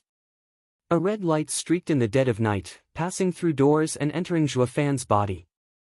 Letting out a breath, Zhua Fan opened his eyes as he rejoiced. Fortunately, the Blood Infant was quick to escape or it would have been ruined by the Bald Elder. He never imagined he'd bump into such a strong opponent in the Kai clan. Even if he couldn't recognize the Elder's cultivation, he was certain the Elder was no less powerful than God I Longjiu. And once Blood Infant was destroyed, because of Zhua Fan's connection with it, it would spell doom for him too. But the opposite was also true. Even if his heart exploded, he wouldn't die as long as the Blood Infant lived, because the moment he bound with the Blood Infant, it became his heart. I need to work harder on improving my strength. His vast experience told him danger was looming. For now, it looked like Hell Valley and Veiled Dragon Pavilion were silent, but the Blackwind Mountain might be the fuse to a disaster with the Luo clan smack in the middle. His fate rested on strengthening the Blood Infant to bone-tempering stage. This was the only way to ensure some semblance of control when he met an expert like Longjiu. Zhua Fan closed his eyes and refined the Yuan Qi and blood essence the Blood Infant collected. In the next moment, red flashes came from his chest as red energy coursed through his veins to his heart. As the energy gathered, the hole in his chest began to heal. His weak heartbeat soon started pounding with greater force. In but an hour, his chest healed, with not even a scar left behind. If one didn't witness his heart exploding, they wouldn't believe the events of this morning occurred. He continued refining Blood Infant's gathered Yuan Qi and turning into black energy. One part flowed into his Dantian and another back to the Blood Infant. No less than 50 qi condensation experts Yuan Qi were refined and propelled Zhuo Fan through the third layer of qi condensation and to the brink of entering the fourth layer. With a faint boom, Zhuo Fan and Blood Infant broke through to the fourth layer. Zhuo Fan was happy. It was so easy to increase one's strength. It was only 10 days ago that he entered the second layer and here he was now in the fourth. But when he wanted to work towards the fifth layer, he found Blood Infant's Yuan Qi reserves had been spent. He wanted to keep going, but he was satisfied he at least advanced 2 layers in one go. He looked out the window at the clearing sky and walked out to stretch his legs. Now that Black Wind Mountain was coming, he had to find a safe haven for the Luo clan. Zhuo Fan opened the door to his room, but before he could take a step, a thump resounded and something fell at his feet. He looked to see a drowsy Luo Yunchang getting back up in embarrassment. "What are you doing?" Zhuo Fan frowned. He poured all his focus on controlling the Blood Infant last night and then cultivating, so he didn't pay attention to what happened outside his room to the point he didn't detect her. Damn it! How could I become so careless? If it were an enemy instead, I would have been dead. Seeing his angry look, Luo Yunchang was apologetic as she mumbled, "I was worried about your wounds worsening and waited outside. Now that you're all right, I'll be going." "Wait, you stood guard all night?" Zhuo Fan was shocked. Luo Yunchang blushed and turned to leave with a hurried pace than before. Captain Pang took this moment to appear and saw Zhuo safe and sound and shouted in joy, "Brother Zhuo, you've recovered. That wound of yours scared all of us to death. Young Miss always stayed at your door, worried for your life." "Ah, where is she?" "She left."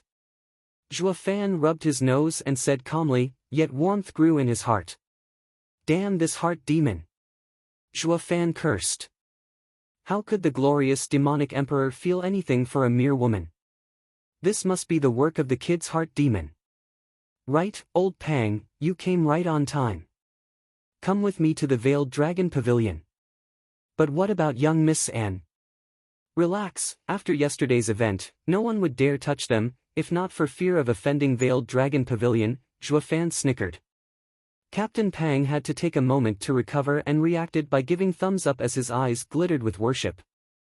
He didn't get Zhuo Fan's plan, but he was clear Zhuo Fan made others misunderstand Veiled Dragon Pavilion was backing Luo clan. "Steward Zhuo, I am now thoroughly convinced. If the Luo clan doesn't have you as a steward, we would have been doomed. It was a waste of your talents to have left you sweeping the courtyard back in the day." Laughing, Zhuo Fan patted Captain Pang's shoulder and shook his head. "That person wasn't me." 15 minutes later found the two at the gates of Veiled Dragon Pavilion, before the same 2 guards. But this time, they showed proper respect. "Please enter, dear guests." "What, you won't go and report first?" Zhuo Fan mocked. After giving a silly laugh, a guard knew Zhuo Fan was still bothered by what happened before and apologized. "It was us who were ignorant before and didn't recognize your greatness. You made a deal of 1,000,000 spirit stones. We do not have the right to block such an honorable guest." "Humph, snobs." Zhuo Fan sneered, then took Captain Pang inside, leaving the guards still bent and flattering him. They were clearly miserable inside but still plastered a fake smile on their faces. The two ran into Long Kui. This time, she lacked the respect she showed before and snorted in anger as she walked away. How did we offended her?" Captain Pang was baffled. Zhuo Fan smiled. "Young Miss Long Kui, is this how Veiled Dragon Pavilion treats its guests?" "Humph, how are you guests?" Raising an eyebrow, she glared at him, "You don't deserve to be guests when you used us." Rubbing his chin, Zhuo Fan smiled and muttered, "Still just a girl, and so naive." Zhuo Fan's voice was faint but not enough to prevent the disdain in his voice from reaching Long Kui. She was treated as the jewel of the clan, and never received such contempt, especially from people around her age. "Zhuo Fan, who are you calling naive?" "You, of course." Zhuo Fan smiled, "Be it business or the politics between the 7 houses, everything must be taken into consideration when looking to make a profit. Yet you are prone to anger just from being used in someone else's plan." Just how did you survive this long? Compared to you, Long Jia is much more mature. He realized I used him and just walked away instead. The way I see it, admitting a loss is also a kind of power. At least the next time I plan on using him, it won't be as easy. This was the first time Long Kuei heard such an argument and was stunned. She came from the clan's estate and was put in Long Jia's care. The elders in the estate spoke highly of her talent but not enough to entrust her with heavy responsibility.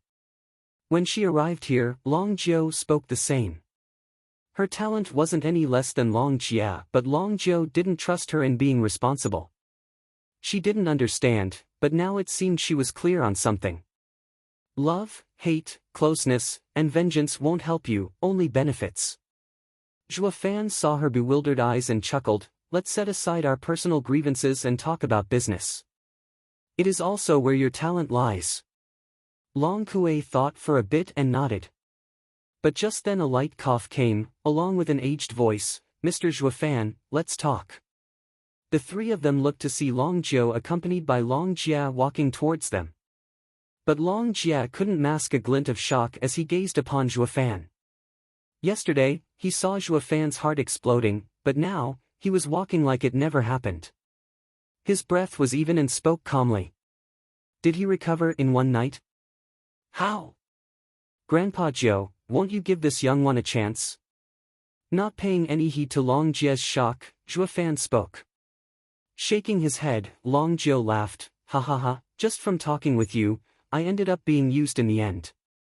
To think you still dare to come here. If I knew your true colors before, I would have taken you as a 1,000-year-old monster taking shelter in the Luo clan. Damn! I almost got found out. Zhua Fan forced a laugh as he dismissed him, you're too kind, Grandpa Jiao. How can I compare to you? Cut the crap. Long Jia switched tones in an instant and said harshly, why are you here? I am looking for a safe house for the Luo clan to live in. Does Grandpa Jiao know of a good place? Stroking his beard, Long Jia replied, why should I help you? Simple, Veiled Dragon Pavilion owes us. Also, Zhua Fan laughed eerily, it will help you watch over us more easily. Long Jia's eyes squinted as his heart trembled in shock. This punk can see through anyone. Ever since killing Yu Quan yesterday, Veiled Dragon Pavilion has been on the defensive. With how tense our relation with Hell Valley is now, a battle might break out at any time. And Luo clan was a variable because of their connection with Veiled Dragon Pavilion, no one dared to mess with it, but it also allowed the Luo clan to do whatever it wanted. One wrong move and it could trigger a war between the houses. This was why Long Jia placed surveillance over the Luo clan. Yet, Zhua Fan went and exposed it. This left Long Jia feeling apprehensive. What is this punk scheming? He never imagined a veteran practitioner a century old would one day be toyed with by a punk. And he didn't understand the whole picture either, leaving him with an unpleasant feeling.